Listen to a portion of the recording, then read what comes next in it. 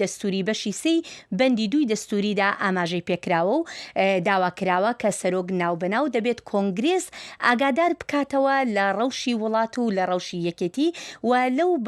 بڕیارانەی کە دراون لەو کارانەی کە کراون لە ناو حکوومەتدا. بەڵام هەرچەندە ئەمە بەشێکە لە دەستور، بەڵام دەبێت سەرۆکی ئەنجومەنی نوێنەران بە فەرمی سەرۆکی وڵات بانگ بکات بۆ کۆنگرێس تاوەکو وتاری ساڵانەی خۆی پێشکەش بکات و ئەمەش سەرەتا لە ساڵی 1790دا لەلایەن یەکەم سەرۆکی وڵاتە یەکگرتووەکانی ئەمریکا جۆرج واشنگتنەوە ئەم وتارە پێشکەش کرابوو و پاش ئەوەش بە نەریتێک هاتووە و هەر بەو شێوەیە بۆ سەرۆکەکان وتاری خۆیان پێشکەش کردووە. سەرەتا بەنامە بوو، بەنامە با بڵێن وتاری خۆیان دەنارد بۆ کۆنگرێس و ئاگاداری کۆنگرێسیان دەکردەوە لە بڕیارەکانی حکوومەت و لە کارەکانی حکوومەت. بەڵام هێواش وای لێ هات کە ئیتر ئەم وتارە سەرۆک خۆی بچێتە بەردەم کۆنگرێس و لەوێ وتارەکە پێشکەش بکات. و ئازیزان، ئێمە باسی مێژووی ئەم وتارە دەکەین و باز لە گرنگەکانیشی دەکەین و هەروەها چاوەڕوانەکانیش کە ئەم شەو چاوەڕوان دەکرێت سەرۆک دانەڵد ترامپ باز لە چی بکا کە چاوەڕوان دەکرێت بەشێکی زۆری وتارەکەی تەرخان بێت بە ئابووری و هەروەها کارەکانی کە پێی گرنگە بۆ باشکردنی ژیانی خەڵکی لە ئەمریکا و چاوەڕوانیش دەکرێت بەشێکی زۆری ئەم وتارە تایبەتیش بێ بە سیاسەتی دەرەوەی لە کاتێکدا ئێمە دەزانین گرژەکانیش لەگەڵ ئێران لە پەرەسەندندایە چاوەڕوان دەکرێت باز لەوەش بکرێت. بەڵام پێش ئەوە پێم خۆشە ئێمە ئێستا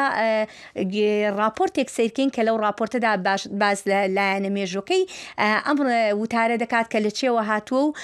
چەندێک مێژوەکەی بۆ کەی دەگەڕێتەوە. سەرۆک هێری ترومن یەکەم گۆتارە ڕەوشە وڵات لەسەر تەلەڤیزیۆنێ دە ساڵە 1947دا پێشکەش کرد. دە ساڵە 2002دا گۆتارە سەرۆک جۆرج دەبلیو بوش بوو یەکێک و لەسەر مالپەرە کۆشکە سپی زیندی هاتە وەشاندن. ئەو تەنێ چەند مەهان بوو بەری ئێریشن تەرۆریست یەن 11 ئێلونا 2001 لەسەر ئەمریکا.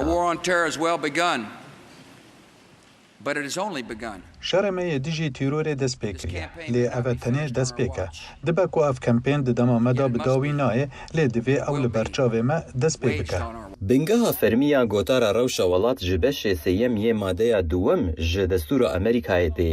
ئەو dibêje divê serok ji wextekê heta wextekê agahiyan derbarê rewşa welêt bide kongres û pêşneyaran li gor pêdiviya pêşkêş bike. سەرۆک جۆرج واشنگتن یەکەم گۆتارە ساڵانە ساڵ 1990 پێشکەش کرد. تشتا ku wê çaxêjêra dihata gotin peyama salane ji sala 1947 ve bi fermî bûye gotara rewşa yekîtiyê. Rewşa yekîtiyê ya nû jin helkefteke ku li ser televîzyonê tê weşandin. Têde serok tê vexwendin ku li pêş rûniştineke hevbeş ya civata nûneran û ya Sînatoyê li Kongresa Amerîkayê biaxive. Dêkevneşopiyekê de ku sala 1966 dest pê kir, endamên Partiya Opozisyonê jî gotarekê li ser televîzyonê wekî bersiva gotara serok pêşkêş dikin. Gotara herî dawî ya rewşa yekîtiyê di sala 2024 de ji aliyê serokê wê demê Joe Biden ve hate pêşkêşkirin. Têde wî banga piştgiriyê bo Ukrayna li hember şerrê Rûsyayê kir. Ukrayna dikare Putin rawestîne eger em li gel bin û çekê pêdivî bidin wan ji bo berevaniya xwe bikin. Trump sala borî gotarek li pêş Kongresê pêşkêş kir, lê navê wê ne gotara rewşa yekîtiyê bû ji ber ku ew tenê çend hefteyan piştî merasîma sûndxwarina wî wekû serok bû. 6 weeks ago, I stood beneath the dome of this Capitol and proclaimed berî şeş heftiyan ez li jêr kombêta Kongresî rawestam û min şebeqa serdema zêrîna Amerîka ragihand. Tê çaverêkirin ku serok Trump mijara serkeftina Amerîkayê li jêr serokatiya xwe di gotara îsaliya rewşa yekîtiyê de bîne pêş. Sîrwan Quço, Dengê Amerîka. جازیزان با پێتان بڵێم کێ لە موتارە لەم شەو لەوێ ئامادە دەبێت بێجگە لە خانمی یەکەم بێگومان جێگیری سەرۆکی ئەمریکا و خانمەکەشی لەوێ ئامادە دەبن و کابینەی سەرۆک ترامپ هەمویان لەوێ ئامادە دەبن تەنها یەک کەس ئامادە نابێت کە پێی ئەوترێت ئەو کەسەی دەستنیشان کراوە لەوێ ئامادە نەبێت بۆ ئەوەی لە هەر با بڵێن ڕووداوێکی نەخوازراودا کەسێک لە کابینەکە بمێنێتەوە بۆ ئەوەی حکوومەت بەردەوام بێت و کارەکان بەردەوام بێ جا ئەو کەسەش زۆر جار ڕاناگەیەندرێ هەتاکو چەند با بڵێن چەند خولەکێک بەر لە وتارەکە دەزاندێکێ لە شوێنێکی پارێزراودا ئەندرێت و ئەو کەسەش دەبێت ئەو مەرجانەی تیا بێت کە بتوانێت وڵات بەڕێوە بەرێ بۆ نمونە هەر کەسێک لە کابینەکەی سەرۆک کاتێکە دەستنیشانەکرێت وەکو ڕزگاربوویەکی ناوی لێنراوە ڕزگاربووی دەستنیشان کرا و کەسێک ئەبێت کە دەبێت لە وڵاتی گرتوەکانی ئەمریکا لەدایک بووبێ دەبێت لە خەتی سەرۆک بێ ئەو کەسانە بێت کە بتوانێت وڵات بەڕێوە بەرێ لە هەر ڕووداوێکی نەخوازراودا ئەمەش وەکو نەریتێکە هەمیشە کەسێک دەهێڵڕێتەوە و هەروەها کۆنگرێسیش کەسێک ئەهێڵێتەوە ئەنجومەنی نوێنەران و سیناتیش کەسێک ئەهێڵنەوە کە لە وتارەکەیە لەوێ ئامادە نەبن بەڵام بە شێوەیەکی گشتی هەموو کابینەتی حکوومەت لەوێ ئامادە ئەبن و شاندە دیپلۆماسیەکان لەوێ ئامادە دەبن دادوەرەکانی دادگای باڵا لەوێ ئامادە ئەبن و بێجگە لەمانەش میوانیش لەوێ ئامادە ئەبن کە با بڵێن ئەندامانی کۆنگرێس سەرۆک خانمی یەکەم هەمویان میوانیش بانگهێش دەکەن و ئەمە بۆ بەنەریتێک کە زۆر جاریش میوانەکان گزارشت لە دیدوبۆچوونی ئەوانە ئەکا دیدوبۆچوونی ئەمریکایەکان یاخود وەکو ئەمریکایی ئاسایەکان نیشان بدرێت و سەرۆک بۆ ئەم وتارەی سەرۆک ترامپ یەکێک لە میوانەکانی ئێریکا کریک دەبێت هاوسەری چالاکوانی پارێزکار چارلی کریک کە کاتێک لە میانەی وتارێکیدا لە زانکۆی یوتا تەقەی لێکرا و کوژرا و بەوە دەچێت بە بانگهێشتکردنی هاوسەرەکەی ئەو گزارش لە با بڵێن بەرپەرجدانەوەی توندوتیژیەکان بکرێت لە موتارەیە و هەروەها بێجگەلەوە تیمی هاکیشی سەرۆک بانگهێشت کردووە تیمی هاکی ئەمریکا کە ئەوان بۆ نمونە کە مەدالیای زێڕینیان پێرێکە بۆ وڵاتی گرتوەکانی ئەمریکا لە ئۆلمپیادی زستانەدا بردەوە و ئازیزان کۆمەڵێک میوانی تریشەیە هەروەکو ئاماژەم پێکرد خانمی یەکەمیش میوانی دەبێت خانمی یەکەمی ئەمریکا ملانیا ترامپ تیشک دەخاتە میوانەکانی گزارش لەوە ئەکەن گزارش لە کارەکانی دەکەن بۆ یارمەتیدانی منداڵان لە چاودێری بەخێوکردن و پێشخستنی فێربوونی AI بۆ منداڵان و میوانەکانی بریتی دەبن لە خوێندکار ئێڤرست نێڤرامۆند و هەروەها داکۆکیکاری چاودێری بەخێوکردنی منداڵانی بێسەرپەرشت سێریا بێرنزی ئازیزان ئێستاش دەچینە راپۆرتێکی تر سەبارەت بەوەی کە چاوەڕوان دەکرێت لە موتارەدا باز لە چی بکرێت و گرنگیەکانی وتارەکەی ئەم شەو لە چیدا دەبێت پاشان دێمەوەلاتان و زیاتر باز لە میوانەکانی ئەم شەو دەکەین لە بۆنەیەکدا کە ڕۆژی دووشەممە لە کۆشکی سپی بەڕێوە چوو دۆناڵد ترامپ پێشەکێکی کورتیدا لەسەرەوەی پێشبینی بکەین شەوی سێشەمە لە وتاری ساڵانەیدا چی دەڵێت ئێمە وڵاتێکمان هەیە کە ئێستا دۆخی باشە ئابوووریمان گەشتوتە گەورەترین ئاس لە مێژوودا زۆرترین چالاکیمان هەیە سبەی شەو وتارێک دەدەم و گوێتان لێ دەبێت کە ئەوە دەڵێم وتارێکی درێژ دەبێت چونکە زۆر شتمان هەیە بۆ باسکردن لە پۆستێکیدا لەسەر ئێکس کارۆلین لڤیت وتەبێژی کۆشکی سپی ڕایگەیاند ئەو وتارە دەبێتە ئاهەنگێک بە بۆنەی تێپەڕینی 250 ساڵ بەسەر سەربەخۆیی میلەتەکەمان. گوێتان لە سەرۆک دەبێت کە بە شانازی و حەقەوە دەڵێ سوپای ئەمریکا بەهێزترین و کوشندەترین هێزی شەڵکەری جیهانە. گوێتان لێ دەبێ باسی ئەو هەڕەشانە دەکا کە هێشتا لە دەرەوەی وڵات ماون. وتەبێژی کۆشکی سپی بە ڕۆژنامە نووسانی ڕاگەیاند جگە لە تیشی خستنە سەر دەستکەوتەکانی ناوخۆی وڵات سەرۆک هەروەها باز لە دەستکەوتە سەربازیەکانی ئەمریکا دەکات لە دەرەوەی وڵات. لە نێوانیاندا ئۆپەراسیۆنی چەکوشینیوە شەو لە مانگی حوتی ساڵی ڕابردوودا کە زیانێکی زۆری بە بەرنامە ئەتۆمیەکەی ئێران گەیاند. ترامپ لە مانگی 3 ساڵی ڕابردوو وتارێکی لە کۆنگرێسدا و تشکی خستە سەردەستکەوتەکانی ئیدارەکەی لە هەفتەکانی سەرەتای خولی دووەمی سەرۆکایەتیەکەیدا. بەڵام وتارەکەی پار لە کۆنگرێس بە فەرمی ناونەنرا بە وتاری دۆخی یەکێتی ئەمریکا چونکە تەنها چەند هەفتەیەک بوو دوای سوێند خواردنی ترامپ. بەڵێ ئازیزان گوێمان لەو راپۆرتەش بوو دەگەڕینەوە سەر نەریتی میوانەکان هەروەکو ئاماژەم پێکرد ئەمڕۆ سێشەمە کارۆلین لێڤیت گوتەبێژی کۆشکی سپی ئاماژەی بەوە کردبوو کە میوانەکانی سەرۆک ترامپ ئەندامانی سەربازی و هەروەها ئەمریکایەکانی کە سیاسەتەکانی سەرۆک ڕاستەوخۆ کاریگەری باشی هەبوو بۆ سەر ژیانیان ئەوانە دەبن وەک پلانی کەمکردنەوەی نرخی دەرمان بۆ ئەو ئاستەی کە لە وڵاتانی تری پێشکەوتوی دیکەدا دەبیندرێت و هەروەها وەکوەوەش گزارش بکە لە کەمکردنەوەی باج لەسەر ئەو داهاتەی کە بە بەخشش بەدەستدێ ئەمانە میوانەکانی سەرۆک زیاتر گزارش لەمانە دەکەن و هەروەها وەکو پێشتریش ئاماژەم بە میوانەکانی خانمی یەکەمی ئەمریکا کرد کە ئەویش میوانی دەبێت و بێجگەلەویش مایک جۆنسن سەرۆکی ئەنجومەنی نوێنەرانیش بانگێشتی کلێرلی کچی جێمیلای گەورە میدیاکاری لە ئەنگری دیموکراسی هۆنگکۆنگی زیندانی کراوی کردووە. ئازیزان ئەوە ئێستا ئێمە دەبینین بە بچینە ڤیددیۆکان ئێمە چاو لێ بکەین دەبینین کە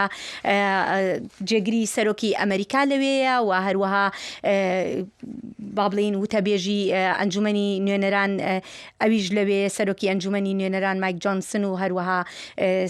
جێگری سەرۆکی ئەمریکا جێدی ڤانسیش لەوێ ئامادەیە چاوەڕوانی سەرۆک ئەکرێت ئێستا هێشتا ئەوان چاوەڕوان دەکرێن هێشتا سەرۆک نەگەیشتووە بەڵام پاشکەمێکی تر بێگومان سەرۆک ئەگات و وتارەکەی پێشکەش دەکات و هەروەکو ئاماژەم پێکرد ئەمە وەکو نەریتێک دەبێت لەلایەن سەرۆکی ئەنجومەنی نوێنەرانەوە بانکێش بکرێت دەبینین خێزانی سەرۆکیش لەوێ دانیشتون خێزانی سەرۆک کوڕەکانی کچەکانی وەزاوەکەی جێری کۆشنەریش دەبینم کە یەکێکە لە شاندی باڵای ئەمریکاش بۆ توێژەکان لەگەڵ ئێراندا کە ئێستا بەڕێوە دەچێت و ئازیزان ئێستا دەبینین کە ئەندامانی کۆنگرێس هەموو لەوێن و چاوەڕوانی سەرۆک دەکرێت کە وتاری ساڵانەی خۆی پێشکەش بکات هەروەکو ئاماژەم پێکرد ئەم وتارەی سەرۆک لە کاتێکدایە کە گرژەکان لەگەڵ ئێران لە ئاستێکی بەرزدایە و چاوەڕوان دەکرێت لە موتارەدا ئاماژە بە وتوێژەکان بکات لەگەڵ ئێرانە چونکە هەر ئەم ڕۆژ لە کاتی خوانێکی لەگەڵ ڕۆژنامەواناندا ئاماژەی بەوە کردبوو کە لە ئێرانیش دەخوازێت لە ئەمریکا زیاتر دەخوازێت ڕێککەوتن بکات سەرۆک ئاماژەی بۆ کرد بوو کە ئێرانیش دەخوازێت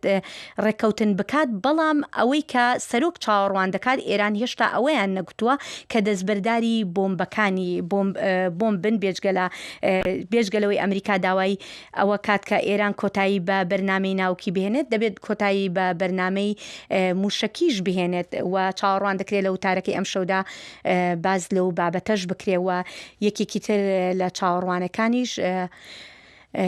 ئەوە ئازیزان وا دەبینین کە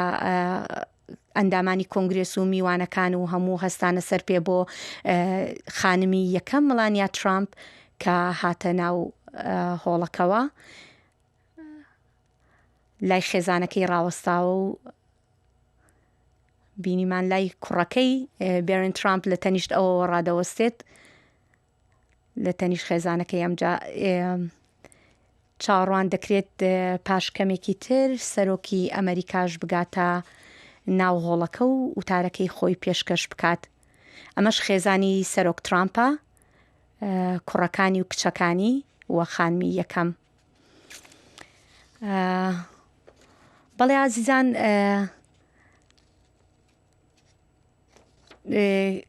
ئەوە وەزیری دەرەوەی ئەمریکا مارکۆ ڕوبیۆ گەیشتە ئەوە کابینەی سەرۆک ترامپ دێن ئێستا ئەندامانی کابینەکە دەبینین مارکۆ ڕوبیۆمان بینی لەوەیە و هەروەها سکات بێسن وەزیری خەزێنەمان بینی و وەزیری بەرگریش دەبینین وەزیری بەرگری پیت هێکست ئەویش لەوەیە ئەمانش ئەندامانی کابینەی سەرۆک ترامپن کە تەوقە لەگەڵ ئەندامانی ئەنجومەنی نوێنەران و سیناتۆران دەکەن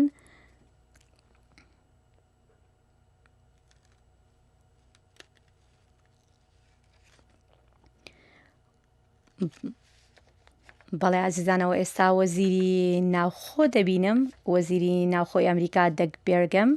وەزیری ناوخۆ ئەویش گەیشتووە و تەوقە لەگەڵ ئامادەبووان دەکەن.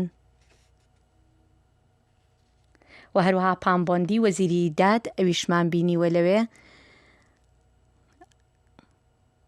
ئەوەش وەزیری بەرگریە تەوقە لەگەڵ ئەندامان دەکات و وەزیری داد بە دوای ئەوە و پاشان وەزیری ناوخۆ.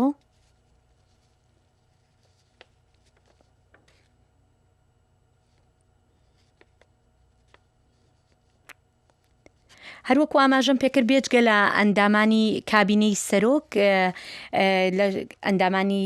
باڵای لەشکریش لەوێ ئامادە دەبن، ئەوە ئێستا دەیان بینین، ئەوانیش ئامادەن لەوێ گەیشتون و هەروەها دادپرسانی دادگای باڵای ئەمریکاش لەوێ دەبن، ببرن دادوەرانی دادگای باڵای ئەمریکا لەوێ ئامادە دەبن.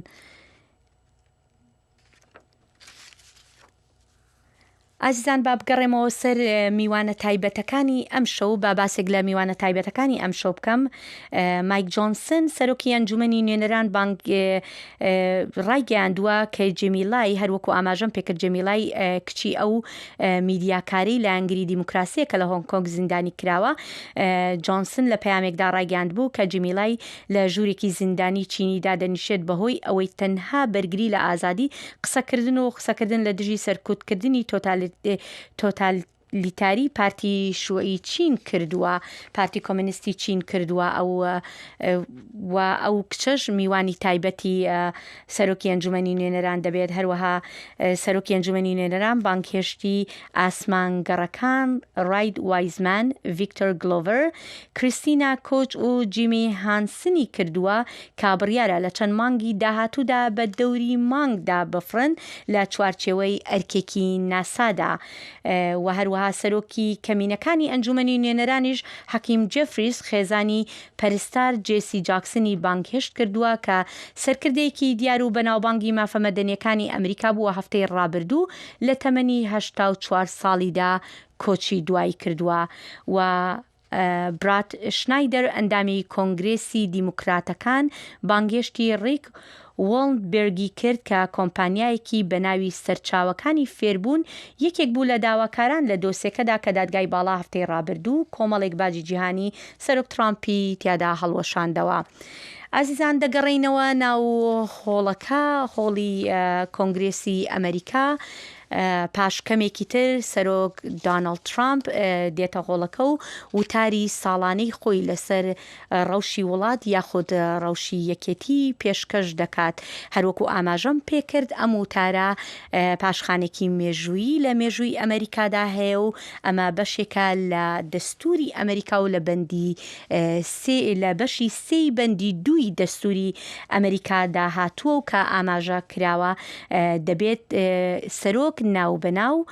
ڕێوشوێن کۆنگرێس ئاگادار بکاتەوە لە پێشنیازەکانی و ڕێوشوێنەکانی و ئەم نەریتەش هەر لە سەرەتاوە لە ساڵی 1990ەوە دەستی پێکردووە و هەتا ئێستاش بەردەوامە. سەرەتا ئەم نەریتە لە جۆرج واشنگتن دەستی پێکرد، سەرۆک جۆرج واشنگتن یەکەم سەرۆکی وڵاتە یەکگرتووەکانی ئەمریکا دەستی پێکرد. بەڵام لە ساڵی 1970دا تامس جێفرسن ئەم وتاری کرد بەنامە بۆ کۆنگرێسی دەنارد و کۆنگرێسی ئاگادار دەکردەوە و ئەمەش هەروە بەو شێوەیە بەردەوام بوو هەتا ساڵی 1913 کاتێکە سەرۆک ویدرۆ ویلسن جارێکی تر کردیەوە بە با بڵێن بە وتار لە جیاتی ئەوەی کە بەنامە بینێرێت و سەرۆک فرانکلین ڕۆزڤڵت ساڵی 1934دا لەو کاتەوە ئیتر بە بەردەوامی ئەم وتارە بۆ بە وتارێکی وەکو وتار پێشکەش بە کۆنگرێس بکرێت و بە هەمووی بەم شێوەیە هاتووە هەتاوەکو ئێستاش سەرۆکەکان بەردەوامن بەم شێوەیە پەیامەکانی خۆیان ساڵانە لەسەر ڕەوشی وڵات پێشکەش بە کۆنگرێس دەکەن و پێشکەش بە خەڵکی ئەمریکای دەکەن چونکە ئێستا لەگەڵ بەرەو پێشچوونی تەکنەلۆژیا وای لێ هاتووە کە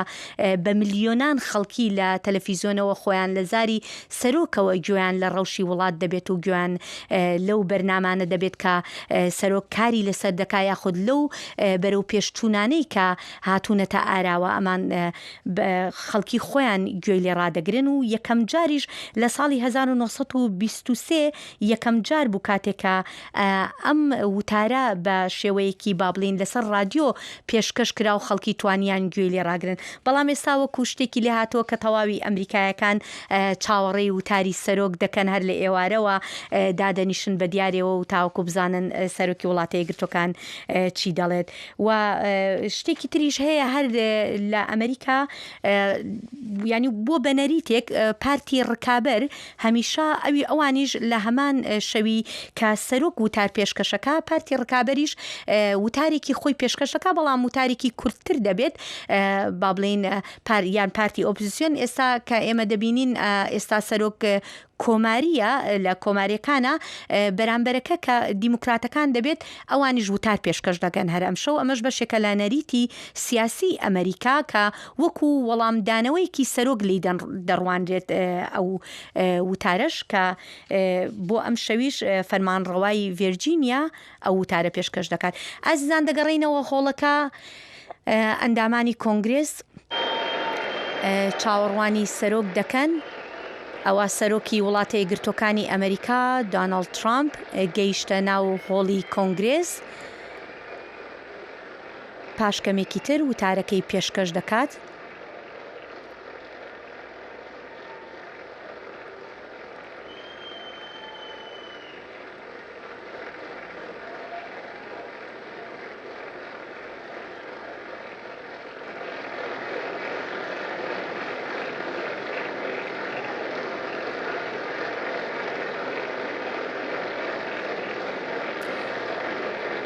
سەرۆک دۆناڵد ترامپ گەیشتۆتە ناو هۆڵی کۆنگرێس و پاش چەند خولەکێکی تر وتاری ساڵانەی خۆی لەسەر ڕەوشی وڵات پێشکەش دەکات و چاوەڕوان دەکرێت بەشێکی سەرەکی ئەم وتارە باز لە بابەتە ناوخۆیەکان بە تایبەتی باری ئابووری بکات و هەروەها باز لە بابەتی باج بکات باز لە سیاسەتی دەرەوەی دەکات یەکێک لە بەرنامەکانی کە چاوەڕوان دەکرێت ئەم شەو سەرۆک دۆناڵد ترامپ باسی لێوە بکات بابەتی کەمکردنەوەی نرخی دەرمانە کە ئەمەش شتێکە بەلای ئەمریکەکانەوە زۆر گرنگەوە یەکێکی تر لە بابەتە گرنگەکانی کە چاوەڕوان دەکرێت سەرۆک باسی لێوە بکات بابەتی کەمکردنەوەی باجە لەسەر ئەو داهاتەی کا بە ڕێگای بەخشش وەردەگیرێت ئازیزان ئەوە چاوەڕوان دەکەین چەند خولەکێکی تر هەروەکو ئاماژەم پێکرد سەرۆک ترامپ وتاری ساڵانەی خۆی پێشکەش بکات و ئێستا هەتا دەچێتە بۆ پێشکەشکردنی وتارەکەی بۆ شێوەیە پێشوازی لێ دەکرێت و تەوقەی لەگەڵا دەکرێت و تاوەکو دەچێتە ئەوێ و وتارەکەی پێشکەش دەکات.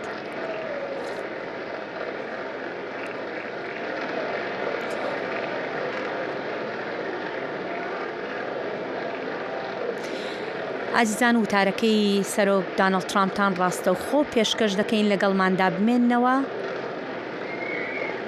ڕاستەوخۆ وتارەکەتان دەتوانن بە زمانی کوردی گوێبیستی وتارەکە ببن.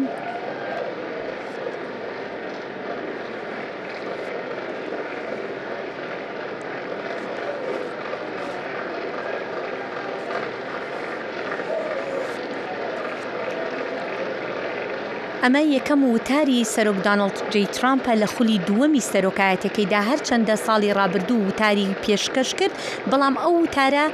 ناوی ئەو وتارە وتاری ستیت ئۆف یونیەن یاخود وتاری سەرۆک لەسەر ڕەوشی وڵاتیان لەسەر ڕەوشی یەکێتی نەبوو چونکە ئەوە وتارێکی ساڵانەیە و ساڵێک پاش دەست بەکاربوونی ئەو وتارە پێشکەش دەکات ئەمە یەکەم وتارێتی لە خولی دووەمی سەرۆکایەتیدا کە پێشکەشی بکات.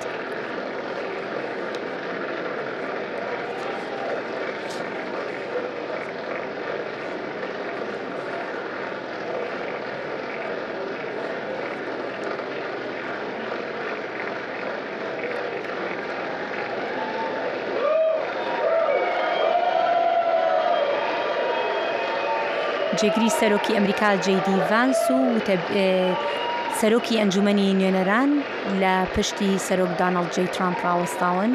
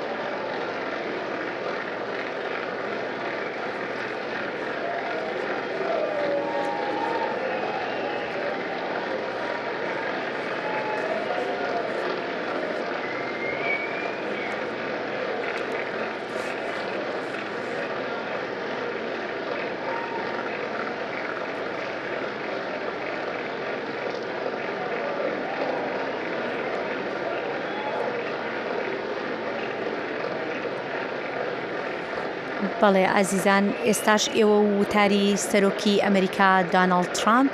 گوێبیستی وتاری سەرۆکی ئەمریکا دەبین و پاش ئەوەش لەگەڵماندا بمێننەوە پاش وتاری سەرۆک ترامپ ئێمە ڕووماڵی وتاری دیموکراتەکانیش دەکەین وەڵامی دیموکراتەکان ئێستاش ئێوە وتاری سەرۆک ترامپ. Members of Congress, I have the high privilege and distinct honor of presenting to you the President of the United States.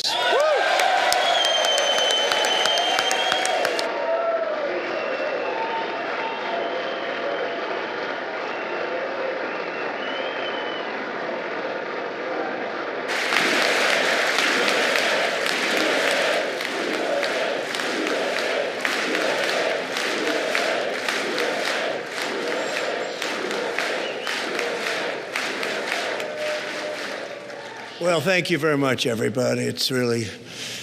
an honor. Speaker Johnson, Vice President Vance, First Lady of the United States.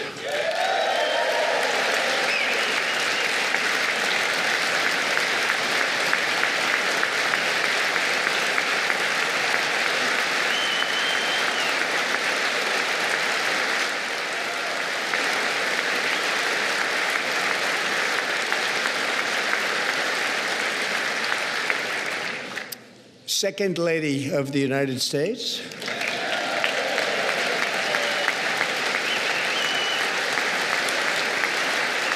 سپاس هەمووان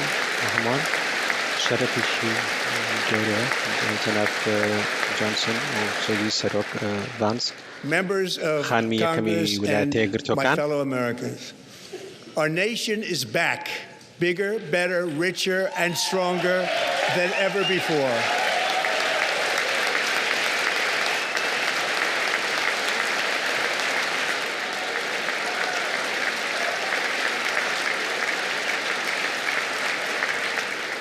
Less than 5 months from now, our country will celebrate an epic milestone in American history, the 250th anniversary of our glorious American independence. This July 4th, we will mark 2.5 centuries of liberty and triumph, progress and freedom in the most incredible and exceptional nation ever to exist on the face of the earth. You've seen nothing yet. Better and better and better. This is the golden age of America.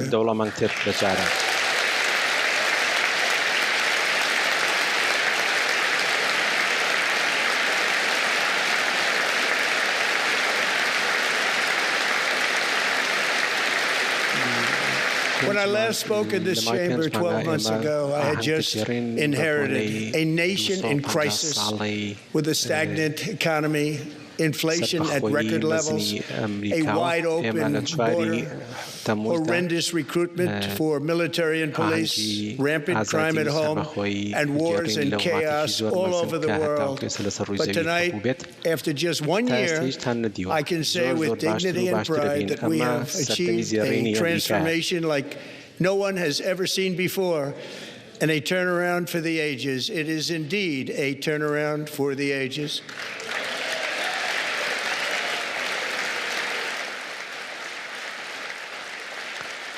کە ئەخیر جار 12 مانگ پێش ئێستا لێرە قسەم کرد من وڵاتێکم بۆ مابووە کە لە قەیرانە بوو ئابوورێکی شکست خواردوو پاڵاوسان لە ئاستێکی بەرزا بوو سنوورێکی کراوە ڕاکێشان و هێنانی ئەندامانی سوپا و پۆلیس بارێکی خراپە بوو ئاژاوە هەبوو لەسەر تاسەریدیان بەڵام ئێستا لە دوای 1 ساڵ ئەتوانم بڵێم بە کەرامەت و شەرەفەوە توانیمان گۆڕانێک بەدەست بێنین کە تا ئێستا کەس نەیدیوە پێشتر و شەرخانێکە بۆ هەموو دنیا و هەروەها سەردەمێکی نوێ بۆ هەموو سەردەمەکان. Inflation is plummeting, incomes are rising fast, the roaring economy is roaring like never before, and our enemies are scared, our military and police are stacked, and America is respected again, perhaps like never before. هەرگیز ناگەڕێنەوە بۆ ئەو ماوەی کە ئەوە نابێ بەجێمان هێشتووە ناگەڕێنەوە لە ئێستادا سنوورەکانمان ئاسایش کراون After 4 years in which millions and millions of illegal aliens poured across our borders, totally unvetted and unchecked, we now have the strongest and most secure border in American history. روحمان گەڕاوەتەوە هەڵاوسانە داگشانایە داهات لە هەڵکشانایە ئابووریمان لە خڕۆکێکی گەورەدایە هێز سەربازی و پۆلیسمان پڕ سەرباز و پڕ پۆلیسن و ئەمریکا ئێستا گەڕاوەتەوە وەکو هیچ جارێکی تر نییە.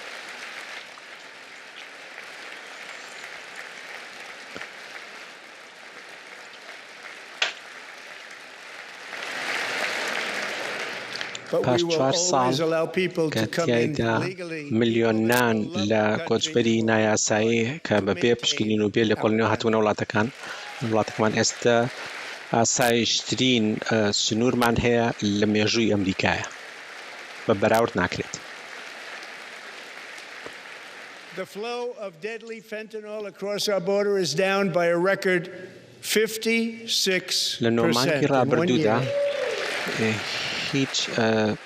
کۆچبەرێکی نایاسایی نەهاتۆتە ناو ئەمریکاوە.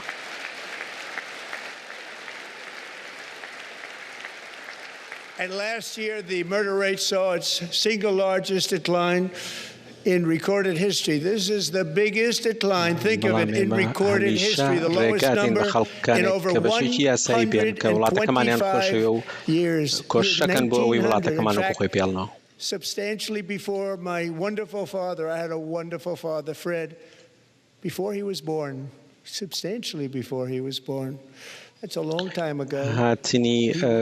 مادەی فێنتانۆڵ لە سنوورەکانەوە ڕێژەی 56% دابەزیوە لە ماوەی 1 ساڵدا. In the history of our country.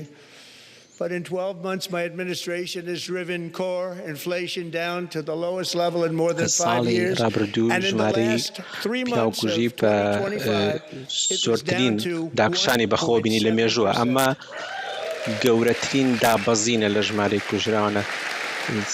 لە مێژوودا لە ماوەی 125 ساڵە لە 1900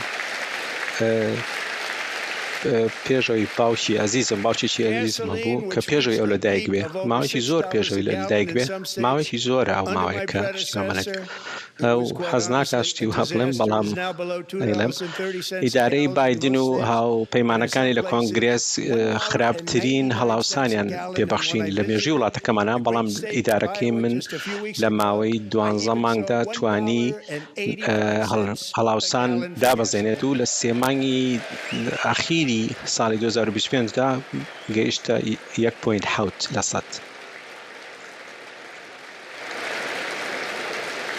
Mortgage rates are the lowest in 4 years and falling fast, and the annual cost of a typical new mortgage is down almost $5,000 just since I took office. کە نزیکەی گاڵۆنێکی گەیشتە $6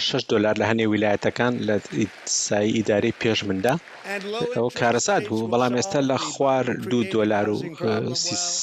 لە هەندێ ویلایەت لە هەندێ ویلایەتیش بە $1.99 لە هەندێ گاڵۆنێکی لە هەنێ ویلایەت چەند هەفتەی لەمە پێشچوون بۆ ئایەوە بینیم نرخی گاڵۆنێک بە $1.85. And we are going to keep it that way. The stock market has set 53 all-time record highs since the election. Think of that. ڕژەی قەرزکردن بۆ خانوبەرە نزم بۆتەوە لە داکشانیشە تێچوونی وەرگرتنی قەرزی خانوێک بە ڕێژەی بەبڕی $5,000 کەمتر بۆتەوە لەو کاتێک کە من سەرۆکاتی وتر دەست نسبەی سوو بۆ سەرقەرز یارمەتیمانەدات بۆ یارمەتی خەڵکانەدات کە ئێستا خانویانەیە کە خانۆکانیان وەکو وەبەرهێنانێک بێڵن و بەهای خانۆکانیان بە بەرزی پێڵنەوە.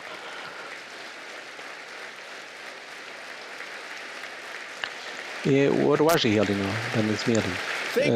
بۆرسا 53 نمرەی ڕێکۆردی پەڕانوە کە وای کردووە کە هەژماری خانەنشینی و هەژماری خەڵکی تریش کە لە بۆرسە کارەکەن زۆرترین بە هەڵکشانن بەخۆبینی و لە 4 ساڵی پێشتردا تقریباً تریلیۆنێک دۆلار لە بەرهێنانمان هێنا ئێمە لە 4 ساڵاوەیان هێنا بوو ئێمە لە 1 ساڵە 18 تریلیۆن دۆلار وە بەرهێنانمان هێنای ئەمریکا لە مای 12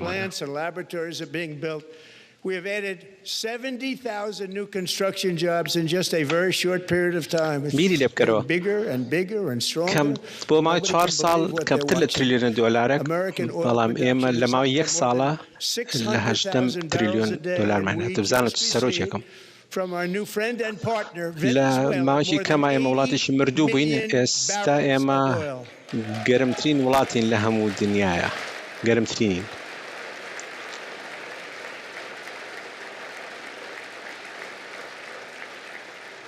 American natural gas production is at an all-time high because I kept my promise to drill, baby, هەزاران بزنسی نوێ و کارگە و تاقیگە لە دروست دەکرێن ئێمە 7,000 بزنسی نوێ دروستکردنمان ڕای کردووە کەس بڕوا ناکات چۆ وەزایکی باشمان هەیە بەرهێمێنانی نەوت گەشتە 6,000 بەرمیل لە ڕۆژێکە لە ڤەنزوێلای هاوڵمان زیاد لە 80 ملیۆن بەرمیل نەوتمان وەرگرتووە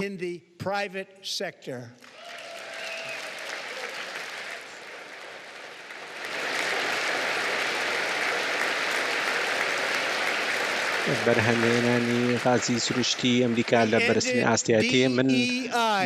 بەڵێنم دابوو کە هەڵبکەن و هەڵبکەن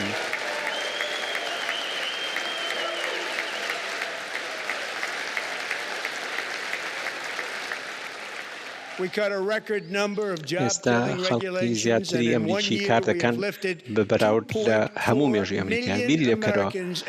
لە هەموو ڕابردووی ئەمریکا ئێستا خەڵک زۆرترین کارگەر هێن لە سەدی ئەو کارانەی کە لە سایەی ئیداری بناکراون لە کەرتی تایبەتدان The state of our union is strong. ئێمە کۆتایمان بە DEI هێنا لە ویلایەتە یەکگرتووەکان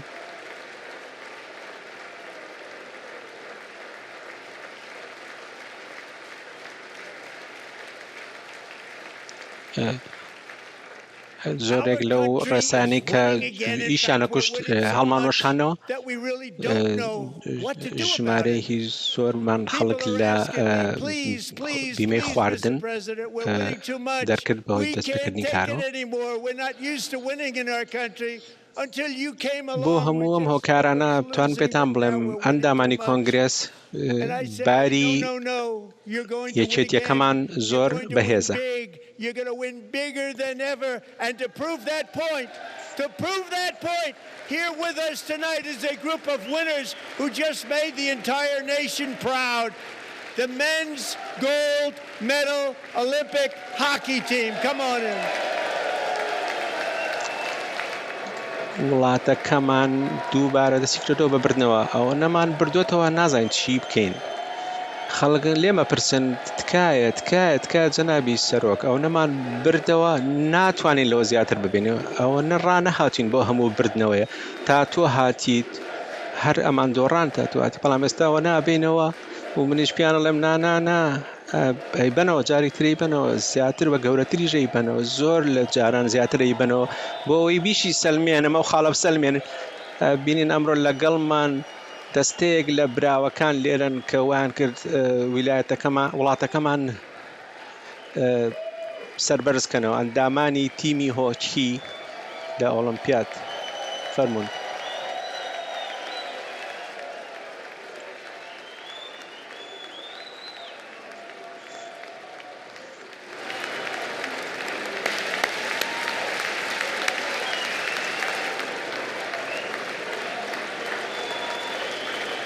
Go ahead.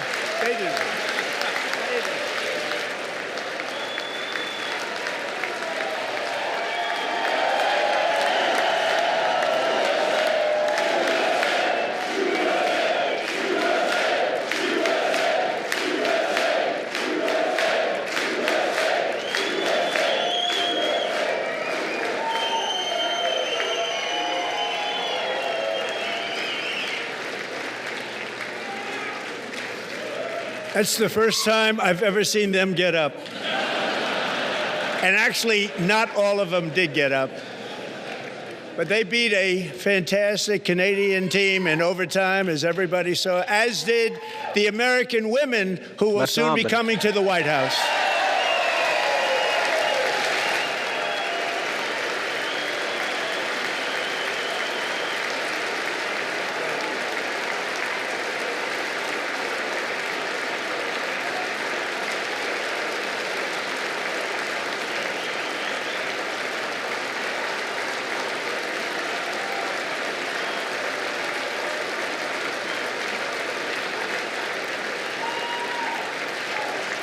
ئەمە یەکەم جارە بینی من هەڵستنە سەر پێ. They were in the Oval Office before, and I just want to say a second very big congratulations to Canadian لە کاتی زیادەدا بردەوە و هەروە تیمی ژنانیش بردیانەوە کە بەم زوانە دێن بۆ کۆشکی سپی. So they stood there and they weren't about to say no, because I've never seen a goaltender play as well as goalie Connor Hellebuyck.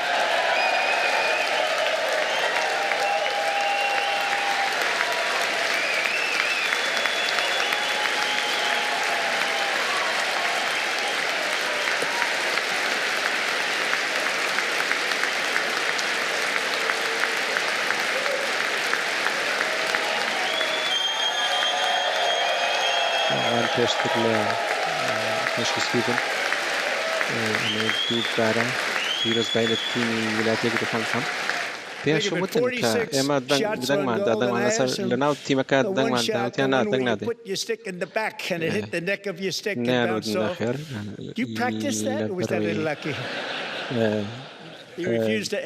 بۆچیش وەکو تانە ئەڵەبایان نەبینی بوو. But I just want to tell you that the members of the hockey squad will be very happy to hear, based on their vote and my vote, and in this case my vote was more important, that I will soon be presenting Connor with our highest civilian honor, which we will be given and which has been given to many athletes over the years. But when I say many, not too many, like 12, it's called the highest civilian honor in our country, the Presidential Medal of Freedom. گۆڵەکەی پاراست ئەوەی کە دارەکە لە پشتەوەدا ئەنیت ینی ئەوە خۆت فێرکردیان ئەوە لە بەختی خۆتەوە بوو قوبڵ ناکە وەڵامی ئەو پرسیارە بێتەوە سەرڕەکەم پێ بڵێ وەڵامان حەزەکەم پێتان بڵێم کە ئەندامانی ئەم تیمی هۆکیە زۆر حەزەکەن کە دەنگی منیان دەنگم بۆدان کە لە هەموو شتێک هەموو دەنگە مهمترە. Great athletes have gotten that, very great, the best, and I thought he deserved شرفی گەورەی ئەدەین بە کۆنەر کە زۆر کەسان بەڕاستی کە خەڵکان ئەو شەرەفیان دەستکەوتە پێوترێ بەرزترین شەرەفی مەدەنی لە وڵاتەکەمانە کە ویسامی سەرۆک بۆ ئازادی وەردەگرێ.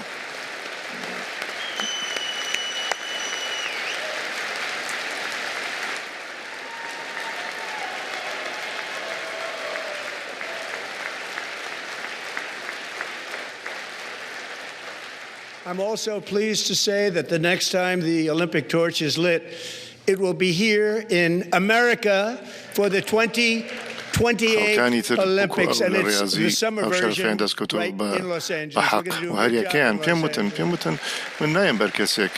ئەمە هەریەکەیان زۆر دەسێمبەرز کردەوە دڵخۆش بوون زۆر سپاسیانەکەم کە ئیشێکی تایبەتتان کرد کە خەڵکانێکی تایبەت و چ And Los Angeles is going to be safe, just like Washington, D.C. is now one of the safest cities in the country.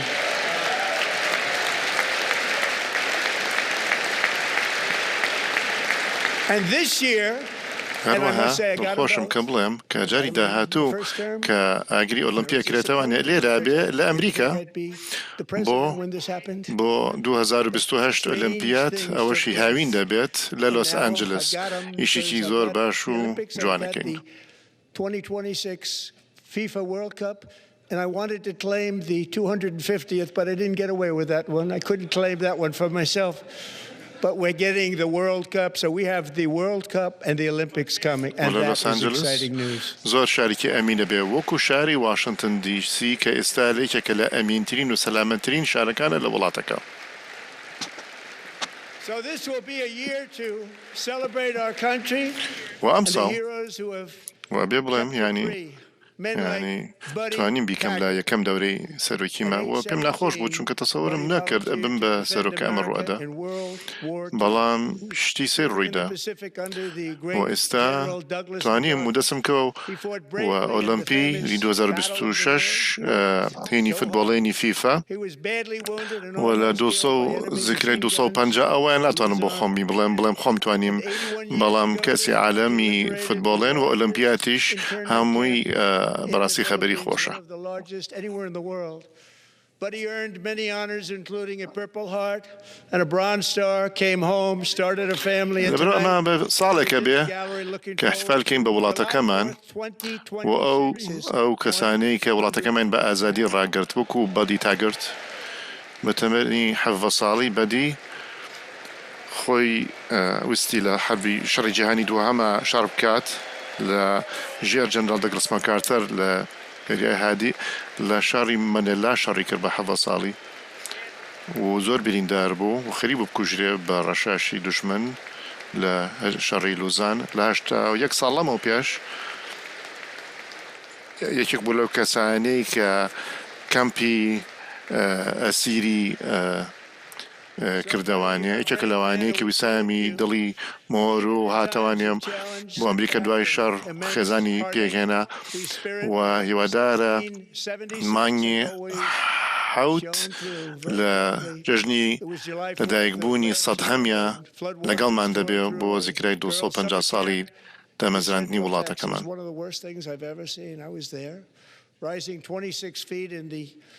Matter of minutes, tragically claiming many, many lives. You all remember that one. As the waters threatened to sweep her away, 11-year-old Millie Kate McClymont closed her eyes and prayed to God. She thought she was going to die. Those prayers were answered when Coast Guard rescue swimmer Scott Ruskin from a helicopter above. Nobody knew where he was. هزار و ئەشکەنجە بەڵام ساڵی 1976 ئازایەتەکە بە هەمومان هاتووە چواری حوتی ساڵ پێشوو بوو کە ئاوی لە ئافاو لە ناو تێکسەسە بە ناو پۆلی قوتابیانە کە کەمپیان کرده بوو چەندەها مەتر برز بەوانێ لە چەند سانیەکە و چەندەها کەسی کوشت هەمومان لەبیرمانە کە ئاوەکان مەترسی ئەوەی هەبوو کە کچێکی 11 ساڵ بکوژێت. ملی مەکلەیمەند چاوی داخست و نوێژی کرد دوعای کرد بۆ خوا وای زانی ئەمرێ ئەو سەڵەواتانە وەڵامی هات سکات ڕاستکن کە لە هەلیکۆپتەرەوانێ هاتە خوارەوە کەس نەیزانی لێکوێوە هاو یەکەم ئیشی ڕزگارکردن بوو کوڕێکی گەنج کە لەم بوارە ئیشەکات یەکێکە دایمەن لە یەکەم بوو لە پۆلیا نەکرد ملیکەتی بەرزکردەوە وێنما 164 قوتابی ڕزگار کرد. For the very first time. Thank you, Scott, Millie Kate.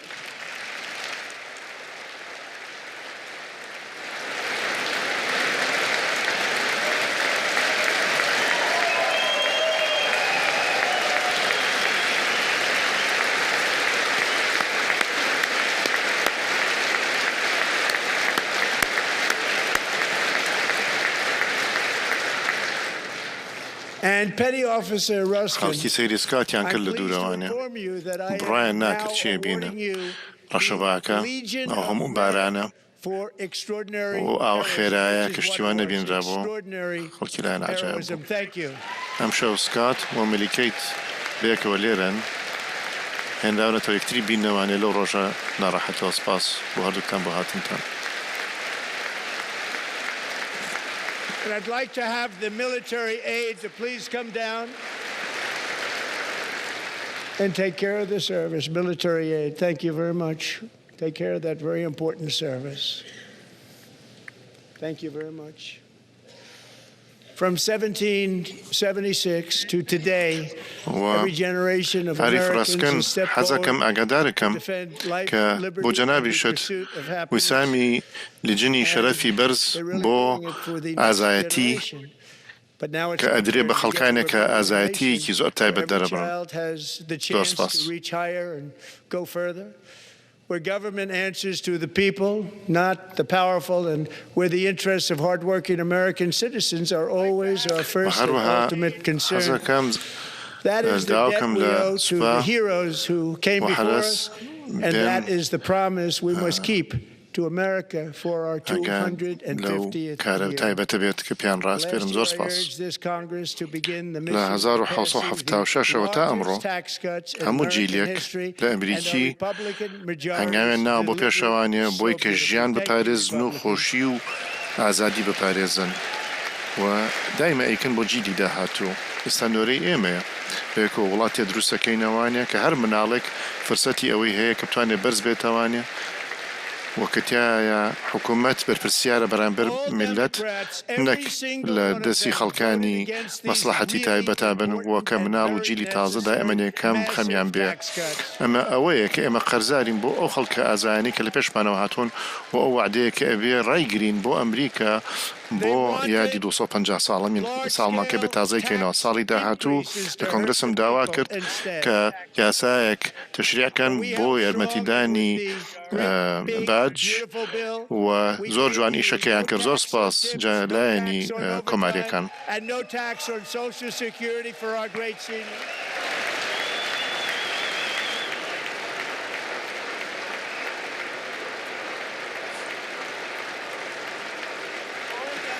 هەموو دیموکراتەکان هەر یەکەیان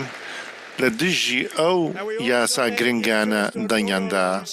کە هەمووی ئیشێکی زۆر گەورە و فراوان بوو لەلایەنی باجەوە.